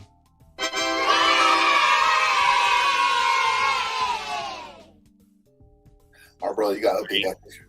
Yes. Don't do that. I know I don't have any hair anymore. Thank you. Listen here, man. Come on now. Thank you. Anyway, everybody, repost, reshare, everybody. Right now, what we're gonna do is we're gonna keep it going. Leskin, did you want to get into your segment? Let's do it. Okay, so I'm gonna go first because mine is gonna be short. So, and then you can go after me. Get this out the way real quick. All right, y'all. So, give me a second. I just need to look at something real quick. Y'all can talk amongst yourselves. I'm just gonna check something real quick, making sure that this actually works. I'm trying to. Yeah, and I'm just reading the comments. Jamarcus said, plus we were allowed to have fun in the 90s. Of course. Yes, he was. Of course. Chauncey said, enforcing a line, some people within IWC take wrestling too serious to the point that I've seen motherfuckers say some crazy outlandish shit online. Yeah. And Let me address this comment from Charm City. Like, also light skin, you got to realize the reason why people talk about WWE when it comes to pro wrestling is because they know how to market. Again, they are telling you they are sports entertainment. Their market is sports entertainment. I don't see where the comprehension is lost on a lot of you people. I swear. Yeah, can I address the second part of that paragraph? Go ahead. Okay. It says, because they know how to market while AEW is still struggling in that department. Do you know how dumb that sounds? Literally, just forget about WWE. Think about all the other wrestling companies on the planet. All of them. Guess who's number one if you take WWE out of the equation? It's AEW. So how are they struggling with their marketing when they are literally the number 2 marketed wrestling promotion on the entire freaking globe, the entire planet? I'm not just talking USA. I'm not just talking Texas. I'm not just talking North America. I'm not just talking the west side of the globe. I'm talking about the entire planet, which encompasses 8.5 billion people. They're number 1 when you don't consider WWE. And in a lot of those countries, even considering WWE, they're number 1. Exactly. It's not that hard, people. You just compare them to the primary company, WWE. That's it. They struggle with their marketing compared to WWE. Say it that way. But when I read that, I take your words as literal, and your words are literally wrong. Okay. Well, damn. Well, if you have a retort in the comment section, go ahead and put it in. Trump gonna have one. Go ahead, yeah. You know Trump gonna have one. So I know you'll probably have one. All right, y'all. So this is my segment, everybody, and enjoy. And let me play my music. comment first. Yes, I'm trying to. It's just like doing it. But anyway, here's the Megatron Lair segment. Chris online, the signal is screaming. Time is Megatron, the metal is gleaming. Wild card energy, the legend is true. Coming for the title.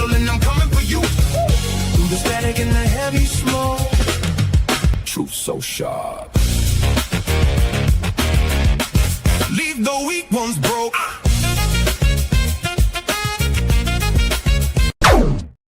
Hey, Hi everybody, what's good? So, yeah, I definitely have bootlicker of the week. And before I show this, just want to make sure that people please do not get like in your feelings because it's not this is not what I'm trying to do. Well, yeah, actually, that's exactly what I'm trying to do, okay? But yeah, check this out. Listen, the great thing about WWE that's so inspiring is all of these guys have failed. Every one of them has lost fights. And the trick is, how do you persuade yourself to stand back up and fight again? So, this individual, as a matter of fact, let me just play my music, my background music before I actually start. Okay. So I can just kind of get in the mood real quick. Thank you. So, Mr. Kennedy. I don't know what his. I just know that this man is incompetent when it comes to. He does not know the difference between roach spray and an ibuprofen, right? I think he was right about one thing. Maybe he wasn't here. Maybe he was smoking all them cigarettes. I'm not exactly sure. But when he said that all WWE like wrestlers are failures, I was confused. I was really confused. And then Triple H was sitting up there and agreeing with him, like, yeah, they're all losers. These are losers. The thing about this is that if you are a non-WWE fan, or if you're not a fan of professional wrestling, you really should not have any type of take. Stop watching clips. Stop watching these I don't know, these random things that you see on the internet and just actually watch professional wrestling, right? The way he was talking is like he was talking like the WWE wrestlers are actually UFC fighters, right? They're sports entertainers. They're not fighters in real life. You know, wrestling is predetermined. I will never say it's fake, but I would say it's predetermined. But this stupid motherfucker over here, you know, sound like a half of a horse and shit in his fucking throat. Like he swallowed a couple of dildos in his life. I mean, I don't know what the fuck it was, but I do not know where he decided to come up with that goddamn take, because that take did not make no motherfucking sense whatsoever. And then, of course, Triple H had been taking a lot of L's lately, you know, so I don't even know what possessed him to even do that interview, or even he should have stopped him. But of course, Triple H is nothing more than a tool, just like Michael Cole. So this is the reason why Mr. RJK or RF Kennedy or whatever gets bootlicker of the week. Okay? So let me just stop the music real quick, because you know I gotta play my little theme. Hold on. Drum roll, please.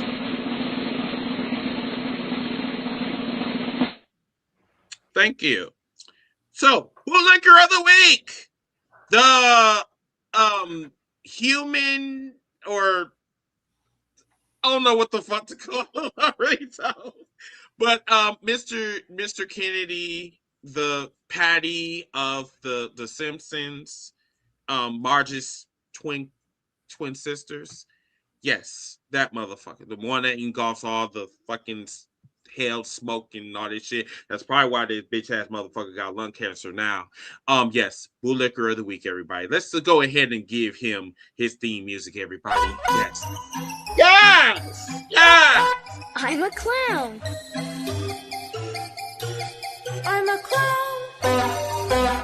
I'm a clown.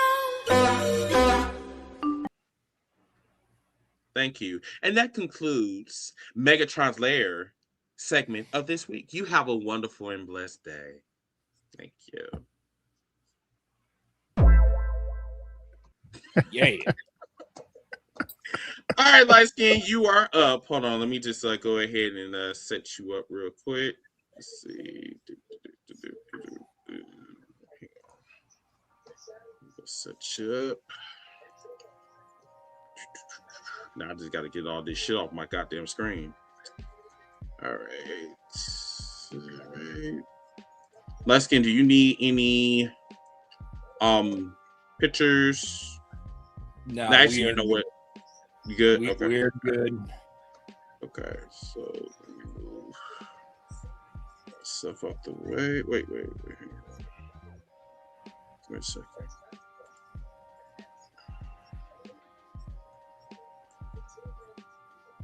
There we go.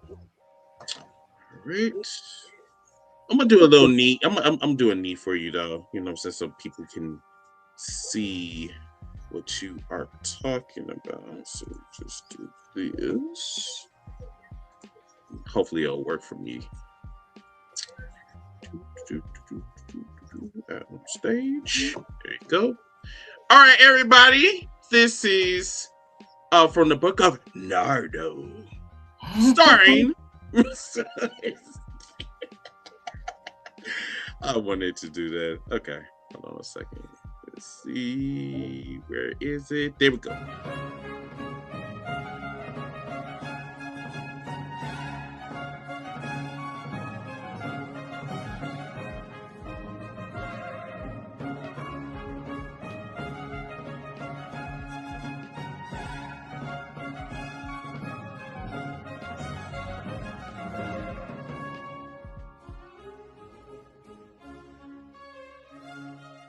And now, ladies and gentlemen, Heels for Life Wrestling Podcast proudly brings to you another classical episode of From the Book of Nardo.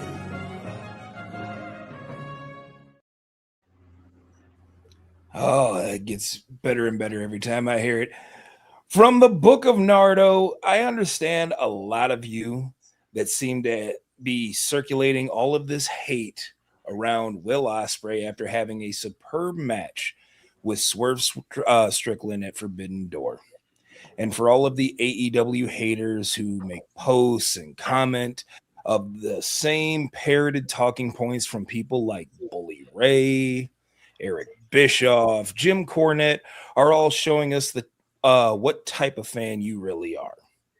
If you hate Will Ospreay because he does gymnastics or label his wrestling style as flippy shit, yet you show admiration towards other high-flying wrestlers such as, I don't know, Javon Evans, Dragon Lee,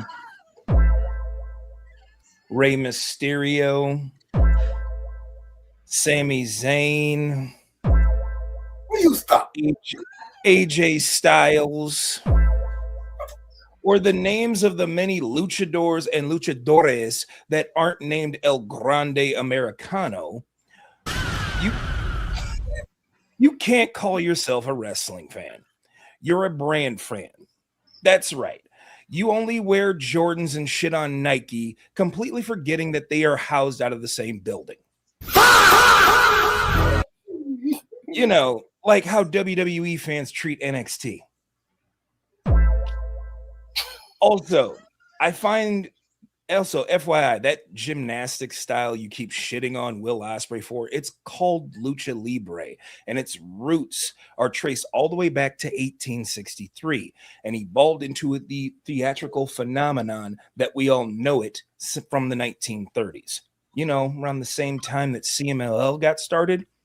It was founded in 1933, 20 years prior to the Capital Wrestling Corporation, which we now know as WWE. So I hate to break it to you, E-Drones, but WWE doesn't own Lucha Libre. They didn't even know what the fuck Lucha Libre was until they started plucking talent from Mexico. So spare me the accusations of tribalism when I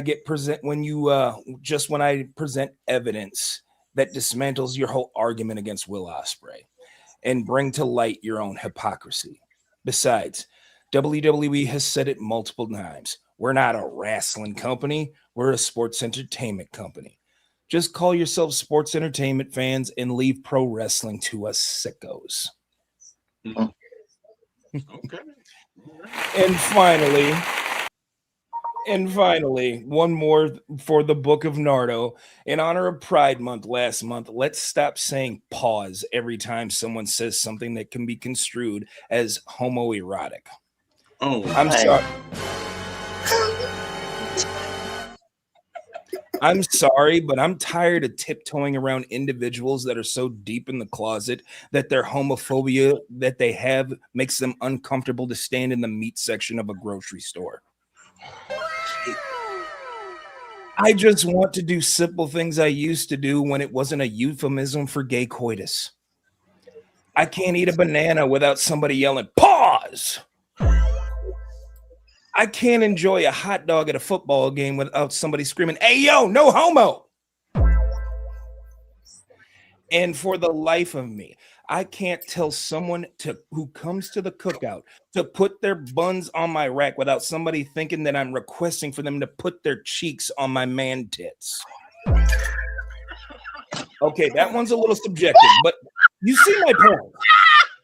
You see my point here. I'm sorry that you can't go 5 minutes without thinking about somebody's dick that it would make Elton John blush. Besides, I'm a wrestling fan. I watch sweaty dudes in their underwear play fight 5 to 6 nights a week. I think I'm comfortable within my own sexuality. So instead of saying pause after every silly thing that makes you think about man meat, and since everything has to be a hashtag, no more pause. Just hashtag press play. And for the record, if Enforcer turns this into a clip and someone leaves a snarky comment or reply, go search them on the web and find their secret Grindr account so we can put them on blast on social media and be like, hey, man, is this you? And that was from the Book of Nardo. Thank you to the Heels for Life Wrestling podcast.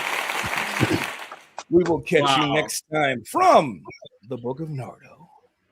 all right.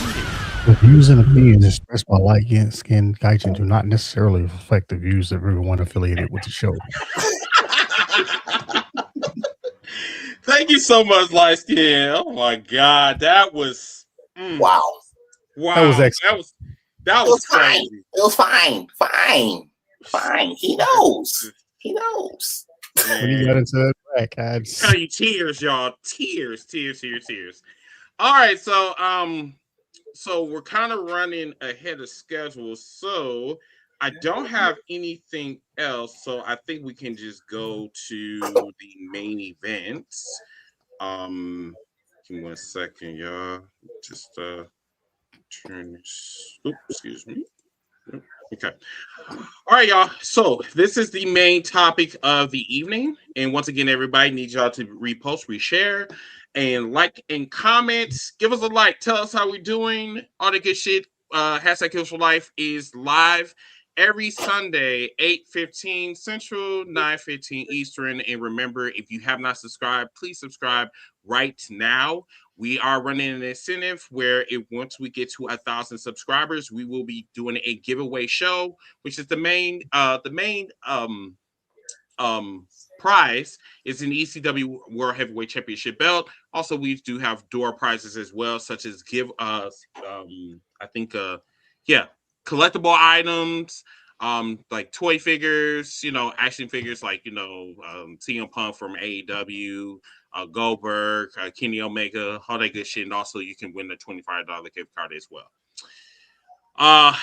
With that being said, let's go ahead and talk about our main topic. Give me a second. Just had it. Now I lost it. Okay. Give me a second. Let me just upload it.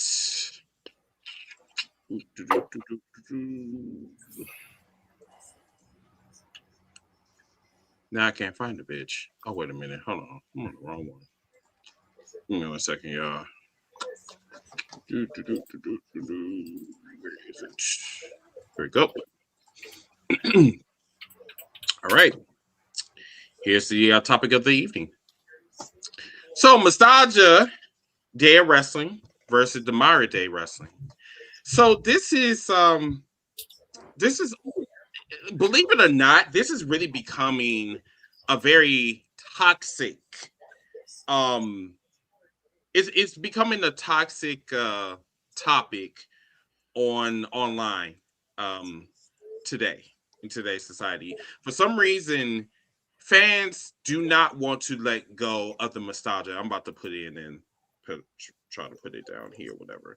So the reason why we're discussing this, it seems like fans enjoy the nostalgia talk versus today's talk, in professional wrestling. And I think it's really diabolical that we got a plethora of wrestling, but for some reason, fans are just not liking like what they are seeing on TV, and what they decide to do is to go back 30 years, 35 years, even times I wasn't even alive, and to talk about professional wrestling. Well, back in my day, I used to watch, people like, Bruno Sammartino and Kickback Man. I'm like, who the fuck is that? Coming up with like wrestlers I don't know. But I'm like, can we come back to 2026? Can you like bring your DeLorean from the future, from the past, and come back to 2026? And then have the audacity to get upset with you because like you don't want to have that talk. Like I'm all about the nostalgia, but it's so many times that I'm going to sit here and talk about the Attitude Era and talk about the Ruthless Aggression Era. That shit is over and done with. I don't want to talk about it no more, right? And it's just getting to the point. It's getting on my fucking nerves. So, comment section, tell us what you think about the topic that we're getting ready to indulge in. Fellas, let it rip. Which one y'all go first? Personally, I don't. I'm kind of confused on this whole thing. So I will start it off saying, well, the topic is nostalgia versus what's going on, liking what's going on today. I don't know how to take this question because the first thing that came to mind was something that I think maybe it was last week or the week before when we talked about how age influences what you like and dislike for certain things. Like a lot of people, let's say Attitude Era. Let's just take that for instance. The Attitude Era, I was a teenager. I was 17, 18. If we consider let's say we consider Attitude Era 1999 through 2005 or something like that. I was 19 years old in 1999. So so I don't know how to answer that question based off of that because wrestling was enjoyable back then, but wrestling is enjoyable to me right now. And just comparing the two, I'd say the wrestling is better today than it was back then. The storylines were probably better back then because there was a lot of stuff going on. But if I'm just being real with myself, there was a lot of people not watching certain parts of the show just like they do today. So I don't know. Nostalgia, I'm very nostalgic sometimes myself. When you mentioned Bruno Sammartino, I've already brought him up one time on the show today. So I mean, I think all the time about watching wrestling when I was a kid, watching wrestling in the 80s and 90s, early 90s. I was as an 8-year-old, 10-year-old. It may, if I'm being honest with myself, it may have been more enjoyable back then because it looked real to me. It was real to me. I didn't know it was predetermined or anything back then. So this one, I cannot comment fully on because I don't understand the totality of the question. Nostalgia versus modern day wrestling. I'll break it down for you then a little bit better. So when we're on a cookout, people always go back 35 years and say that they need to bring back the Attitude Era in 2026, right? And for some reason they're stuck in the past and they do not want to see to the future. Now, I think you say in the comment section that this is about age. I think honestly, it's not only about age, but it has a lot to do with loyalty and not willing to grow. I think that's the big issue. I think people are just stuck right here in 1998 and do not want to progress, right? And then have the audacity to say that the Attitude Era is better than anything that AEW is doing today. Does that make sense? It does. And I would challenge that person on this Me simple too. thing. I would say, go back. I want you to go back and pick a single year of the Attitude Era. Focus on just that year and tell me every single thing you liked about that one year. And I guarantee you it'll be like 3, 4, maybe 5 things total. Total. But we're talking about 365 days or 52 weeks if you want to break it down to one show per week. I can tell you 5 things I liked on AEW last week. Oh, me too. But I'm just speaking about myself. So what do No, I agree with you, but it's just like there's a lot of talk about nostalgia. There's like, bro, they don't remember it. They don't actually remember the Attitude Era. They don't actually remember the Attitude Era. They remember the good things about the Attitude Era. Right, but even the people that wasn't in the Attitude Era is sitting here and acting like they were in the Attitude Era, right? And like this whole thing about it's like spaces on TikTok where they always making these like who would you take, or like who would you take away or whatever, like if it's like, you know, Kurt Angle or Rai Piper, you know, it's like it's so much nostalgia. And like the nostalgia will only get you so far. They trying to do the nostalgia in 2026, and as you can see, it's not working up in their favor. AJ Lee, she came back for a nostalgia act. It didn't work. Paige, she came back for a nostalgia. We don't even we want her ass to be off fucking TV. Well, I can't say I want her off TV because I don't even watch the fucking shit, right? It's just too much. WWE is focusing, and I'm using WWE in particular because they use this as a weapon. We're using nostalgia as a nuclear weapon. Like they're supposed to devastate or try to boost up the ratings or whatever the fuck they're trying to do. And for me, you can only go so far with the nostalgia act. If you use the nostalgia act, use it effectively. Case in point, at Forbidden Door, they brought in a fucking Nintendo and used it as a weapon. And I was here for it. Okay? Effectively. That's a entertainment system that somebody brought from 1989 and brought it to 2026 and use it as a weapon and use it as a throwback. You do not bring in bitches that literally are like expired milk and shit and say, hey, look at Paige, are you happy? Let's look at the ratings now, you know, type of shit. And it's like, that's why I said I will only go so far with nostalgia. So if I want to look at nostalgia, I'll go on YouTube.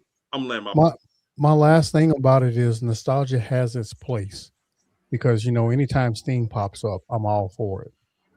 Nostalgia has its place, but it cannot dictate how you think about a show in its entirety.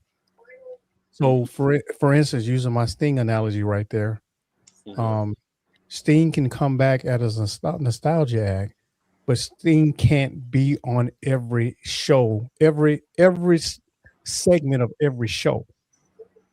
And I say Sting because it could literally be, you know, anybody from 1992, anybody that was on an episode of WCW Monday Nitro in 1995. Take every single one of them and load all those up and put them on Dynamite in every single segment. That's way too far, obviously. But nostalgia does have its place. I'm glad you said that, because I'm just about to go there with that. Nostalgia in wrestling it's nothing new. I mean, even the beginning days of AEW, they would use nostalgia almost every week, especially during the pandemic era. But we had Mike Tyson come on there. We had Eric Bischoff was on AEW show. You know, Sting, like you just brought up, Sting came in, and we was all surprised about that. And in WWE, I mean, before he was part of the booking committee, Undertaker shows up here and there. Then you have, you know, stuff called the Attitude Era, then some from the Golden Era, and stuff like that. My thing with the nostalgia is this: when you keep bringing in the nostalgia constantly, this is when it becomes trouble. It becomes trouble because those guys don't want to let the limelight go. Because they still think they are the ones that's putting the butt in the seats, a la Ric Flair.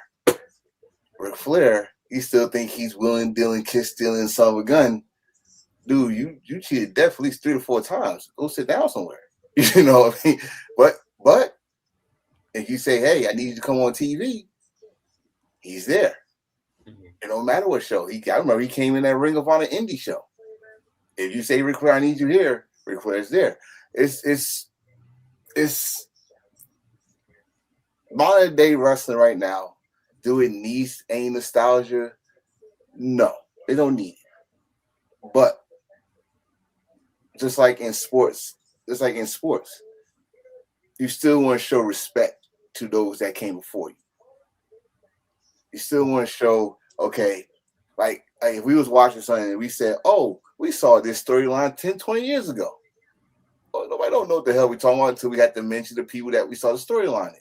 Why are we still talking about the Montreal screw job? Now everything we see selling the screw job, what's the first thing we say? Oh, this is a Montreal screw job type storyline. The referee rang the bell without the guy tapping out. So nostalgia got its place in history, but do you need to constantly bring them in to like, hey, get viewership up? Like, oh, Goldberg will be here next week. You know, or because we in South Carolina this week. I don't know what wrestler I can name that a legendary wrestler for South Carolina right now at the top of my head, but they gonna be on the show next week. You know what I mean? It's a gift and a curse. It's a gift and a curse. But at the same time, you still need nostalgia sometimes. Just like I said, pay some respects to what got y'all to this point in the first place. I could go back and watch the Attitude Era now. It's different. As a grown ass man, for when I was a teenager in high school, it was different. Wrestling was different when I was a kid. If I go back like this, don't make no fucking sense. You know what I'm saying? From when I was a kid, like, oh yeah, all this stuff. It's different, and it would not ride today. Let's like that. You had the Attitude Era. You look at the Attitude Era, look at the stuff they was doing and stuff. They were still getting in trouble back then, but no, I ain't give a fuck. Now, oh no, you couldn't let that shit. Can you imagine Al Snow action figure with a little toy mannequin head? You remember the mothers or whatever it was? How they try to get that junk off the TV? That junk won't even be on the shelves right now. Well, I mean, everybody like hair, right? Yes, they do. Yes. Okay. No pause needed. Exactly. Yeah, that's what I'm saying. Like there is no pause needed. Exactly. I see this, and I was with Miss Southland, like and you explained it, but when people say they want the Attitude Era back, no, you don't. You don't want the Attitude Era, because guess what? AEW doing some of the stuff the Attitude Era was doing. Y'all bitching about it. Too much blood. Too much headshot. They use a syringe. Oh my God, that's too much on TV. Dude, we saw a guy get hanged in a Hell in a Cell. We saw a man get tossed from the top of a cell, in which you guys see that every time we see Mick Foley. Isn't that nostalgia? That's what I'm saying. Like, if y'all want that nostalgia to come back here, y'all won't make it. Y'all won't make it. I'm telling you.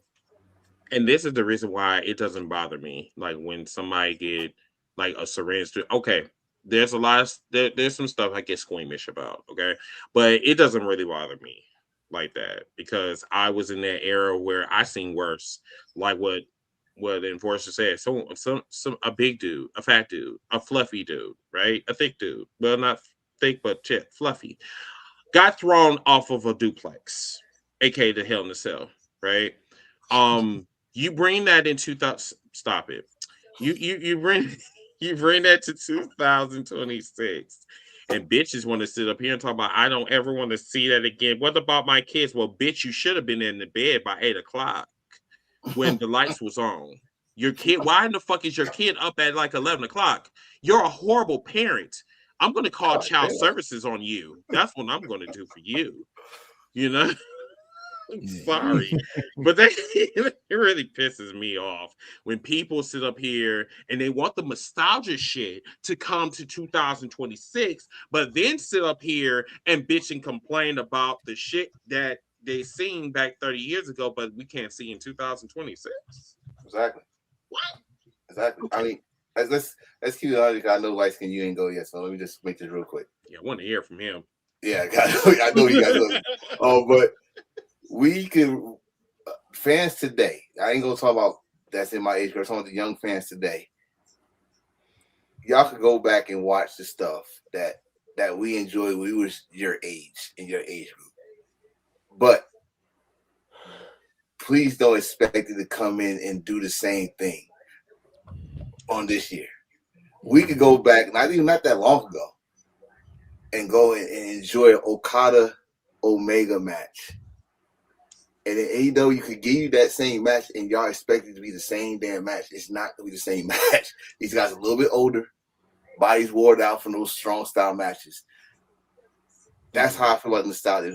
Nostalgia Act come back. Y'all expect it to be the same thing. AJ Lee was not the same AJ Lee when she came out. Paige is definitely not the same Paige. You know what I mean?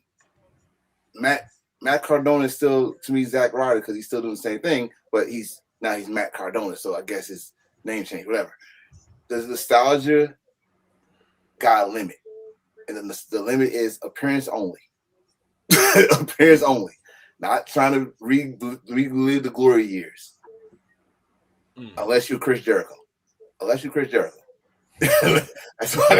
it. Okay, I'm done. Go ahead, Lexington. I know you ready to go. So it's fun and entertaining to relive stuff from your past. Hell, I remember getting into a conversation yesterday with some of my coworkers, and we would talk about some of the things from like the 90s that we used to got. Well, like I mentioned that I used to have like that super soaker with like the water backpack on the back that you would refill and just like light people up with that, you know, on them hot summer days and such. You know, the toys, the video games, like, you know, what Chris brought up earlier, the old school Nintendo, you know, like Enforcer and like what Mid-South said, there's a time and a place for nostalgia. You want to relive the glory days? Put them in the Ring of Honor. You want to talk about the old days? Go to the Hall of Fame. You know, everything in life evolves, and that includes pro wrestling. I do not want to, like, there's nice to have, it's a good thing to have callbacks. That's fine. But like Enforcer said, not everything needs to be exactly like how it was from back in the day. I am a kid who grew up watching pro wrestling from the 80s to the 90s to the Attitude Era to the Ruthless Aggression Era to the PG era to the, you know, the new era, whatever the hell it's called. You doing the voices? But right, man, it's the new era. Yeah, I mean, and I've lived through and watched other wrestling promotions, you know, from the days of New Japan and its glory days, the days where they had the 2010s and they brought in Bullet Club and the rise of LIJ and all that, you know, to what we have now. Like, I'm loving this. As a wrestling fan, I love watching this product evolve. It's not going to be the same. And for those of you, like Enforcer said, who are calling for the return of the Attitude Era, you have Attitude Era like stuff in other companies, not just in AEW. And then you complain about it. Why? Because it's not done in the one that you want it in. WWE has explained it. They're not going back to that. They are going, matter of fact, y'all aren't even the target audience. You know who the target audience is for that company? The sponsors. So as far as I'm Not concerned, lying, bro. as far as I'm concerned, enjoy what wrestling is giving you rather than wanting something from your past back. It's fun to relive those days, but them days are gone just like my knees. Once again, you have to evolve. That's what we as human beings do. We evolve. All right. 1 minute you're learning how to crawl. The next minute you got 4 legs and you're learning, trying to remain walking again. So as far as I'm concerned, enjoy it while we got it, because tomorrow it might not be here. Key word of what you said, evolve. I grew up. I gotta say it like that. I hate to say it like that. I'm officially old though now. So, like when I grew up, a moonsault, a clothesline was a finishing move. A straight up elbow drop was a finishing move, a la Dusty Rhodes. And things got changed. You know, if you don't like what you saw with Ospreay and let's say Ospreay and Ricochet, because I remember that shit was, oh God, what is wrestling doing with these two? You don't like that? There's still guys that go technical. Zack Sabre Jr., Nigel McGuinness, past or present, because he still can go a little bit. Lee Moriarty. You like brawling hardcores? You know John Moxley will give you that. You know it's that's why wrestling is different categories to different type of wrestlers. What we got today, not just wrestling, but the technology of wrestling. You can watch wrestling and you could miss it live and come back and watch it another time. Like if you're not gonna be up early to watch New Japan at 5:30 in the morning, you can wait till you off of work to watch it. Unless you go be on social media and watch everybody spoil it for you. But back to the nostalgia thing is this. Sooner or later, this gonna be nostalgia. Sooner or later, AEW stuff or WWE modern day, that's gonna be nostalgia. Look, right now as we speak, John Cena is now nostalgia. Every time he comes in, he's gonna be a nostalgia act. We always around when John Cena started. Now he's a nostalgia act. Kurt Angle's a nostalgia act. Who they just brought in? AEW just had somebody come in and came as a nostalgia act. Like it happens. It's just that's the rule of evolution, especially in wrestling. And the problem is with nostalgia, especially like me going to these meet and greets. Y'all, especially going to meet and greets. Y'all want these guys to come back, but y'all walk right past them. And that's why they gotta come back on the TV screen. Because y'all walk right past them, these meet and greets. Y'all was a big fan when you was a kid. Now you old enough. Oh, he ain't the same guy as he used to be. But he was the guy when y'all was a kid. And since y'all forgot about him, he got to come on TV to remind y'all who he is. And that's where we get nostalgia from.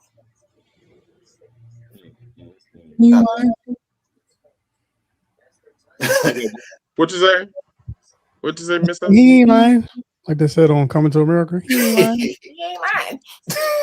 He ain't lying. Right. All right. Did y'all have anything else? We're gonna close shop. I'm done. Y'all good? Okay. Well, everybody, that concludes our show. Once again, we appreciate each and every one of y'all for tuning in to episodes 332. We're going to go around for final thoughts. And remember to follow us on all social media platforms. I see that we got 2 new subscribers. Currently, right now, we're at 961. Remember, everybody, we need y'all help, everybody. We really do. We're trying to get to 1K by the end of this summer. I know we can do it. We can do it. We could probably do it next week if we can apply ourselves. But tune into the cookout tomorrow. Probably first thing tomorrow morning about 9 o'clock Central, 10 o'clock Eastern. Hopefully, if they don't give me a whole bunch of work. Hopefully, pray. Yes. But yeah, let's go around. And who would like to go first? I'll go first. Okay. Give me a second. Okay, go ahead. Okay, so we talked about nostalgia. We talked about the evolution. But actually, I want y'all to remember that wrestling is, it can be sports entertainment, or it can be entertainment in a sport. How you want to picture it. But, I saw a video today. A little white kid got excited. Got excited. All that stuff, do a little walk, little white baby. And it reminds me of when my sons was little and they was doing We the People, which I tried not to have them do doing it, and Daniel Bryan, the Finn Balor stuff. We gotta remember one thing. Let's not shit on all wrestling, because these kids look at it very differently than we do. This is like superheroes come to life for kids, and you are a grown ass man behind a kid who is enjoying the show, or a woman. I'm gonna put y'all ladies out there too. Shitting on the show that these kids are in a maze with. I know the little thing is F them kids, but at a wrestling show, just like when you was a kid, you was into it. I don't know what some of y'all was doing. I don't know if y'all was ripping y'all shirts. I don't know if y'all was in a bathrobe thinking y'all was Ric Flair and all that stuff. I don't know. Y'all thought y'all had a chain on and thought y'all jumped with y'all dog. But just remember that at one point, you was that same kid. At one point, you was that same teenager. It's good that we do it here, but if you at the show, save that for another time. Save that for another time. Or at least save it until you get your platform, then you can do it like that. But you at a show and you got these kids in front of you, save y'all bullshit for when you get to your platform. That's all I ask. And I'm done. Have a nice day. Cool. Let's go to Mesa. You're muted. As usual, I'll make it short and sweet. Circling back to what that one guy said that runs the one company, I am not for anyone telling me how serious to take pro wrestling. Again, if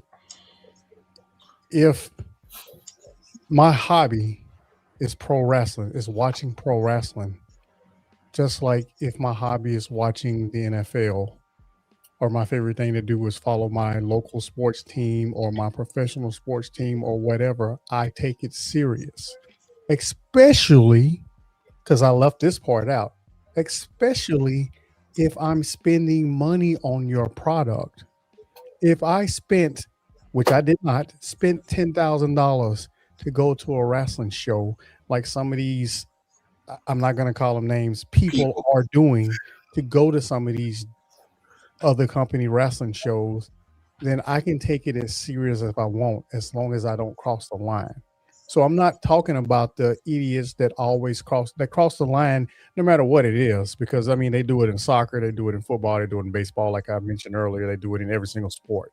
And if wrestling is considered a sport, which that one company calls it sports entertainment, then those people are allowed and should take it as serious as they want. Just don't cross the line. But I'd be damned if you're going to tell me I take it too serious if I'm paying to watch your show or paying to buy merchandise to have shipped to my house, because yes, I'm spending money to buy your merchandise. I also got to spend money to ship your merchandise, because you don't ship for free. So that means I'm spending even more money than I had anticipated in spending on something that I take serious. So I'd be damned if you're going to tell me how serious to take something. And to finish this part off, next week, I'm talking about how I feel about what the phenomenal AJ Styles said when he said that wins and losses do not matter. And I'm just letting y'all know I am going to rip him to shreds. You leave Alan Jones alone. No. All right. Give him all of the smoke. You leave Alan Jones alone. Give him all of the smoke. I really don't have much for a final thought except for, yesterday I was the 250th birthday of this country, and for 250 years, people who look like me have felt like, second class citizens. We felt like we've never belonged. I just want y'all to remember, we helped build this country what it is today. We've made America as great as we possibly could make it. A lot of the things that have come from this country have come from black and brown faces. So as far as I'm concerned, to the people who want to sit up here and say, if you don't love America, you can get out. Well, you still hate niggas and you haven't left yet.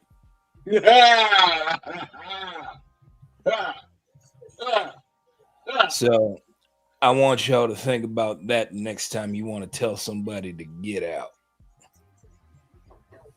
Happy birthday, America. Raggedy bitch. Now, how the fuck am I supposed to follow up on that, light skin? I don't know. Okay, all right, fine. But I have a feeling you will. I appreciate your faith in me. So, everybody. Okay, I appreciate you too. All right, so I don't really have much of a final thought, but I'm going to kind of follow up on light skin. So for 250 years, we haven't learned a goddamn thing because racism still exists, genocide still going on. Capitalism is through the roof, inflation is through the roof. Like literally, we haven't learned shit. And as a black man, I feel more in danger than probably my ancestors were back in the 1800s, back longer than 500 years. I just really wish that we will be better human beings, but it seems like we're going down a path of the path of no return. I look at life a little bit more differently than others, right? I am optimistic, but I'm also a realist as well. I don't think we are going back to the normal times. When was normal ever normal? Like, racism is normal? Being homophobic is normal? Being a bigot is normal? Shitting your pants is normal? Well, that's really it seems like this is the new norm. And I'm one of the ones where I'm willing to fight until my last dying breath because I'm not going to tolerate none of this shit, and especially wrestling fans. If you guys cannot hold yourself accountable and if you cannot act accordingly, I'm going to gather what's left of your scalp and I'm going to keep my fucking foot on your fucking neck. So with that being said, fuck with me if you want to, but you better bring good lunch when you're fucking with a nigga like me. And with that being said, y'all have a wonderful and blessed evening. And remember to repost and reshare and comment on this page. Y'all be blessed now. Bye for now. I love that shit. Hashtag press play.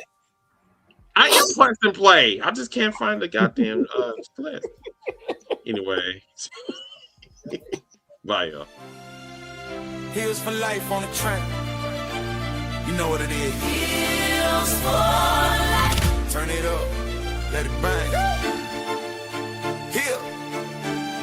Heels for life on the track. You know what it is. Heels for life. Woo. Turn it up. Let it bang. Heels for life on the track. You know what it is. From the mid-south all the way worldwide. We the force of the heat where the bad guys start. Being forced in the cut, keep the story in line. DJ T.O. make it John when he gut, that's fine. Wild card talk slick, gotta take some 10. Like skin gate and bring the chaos in. And get hit record, then the roof catch flames. To another hit, I drop, you remember the name. Heels for life, we don't play nice. Every hot take feel cold as ice.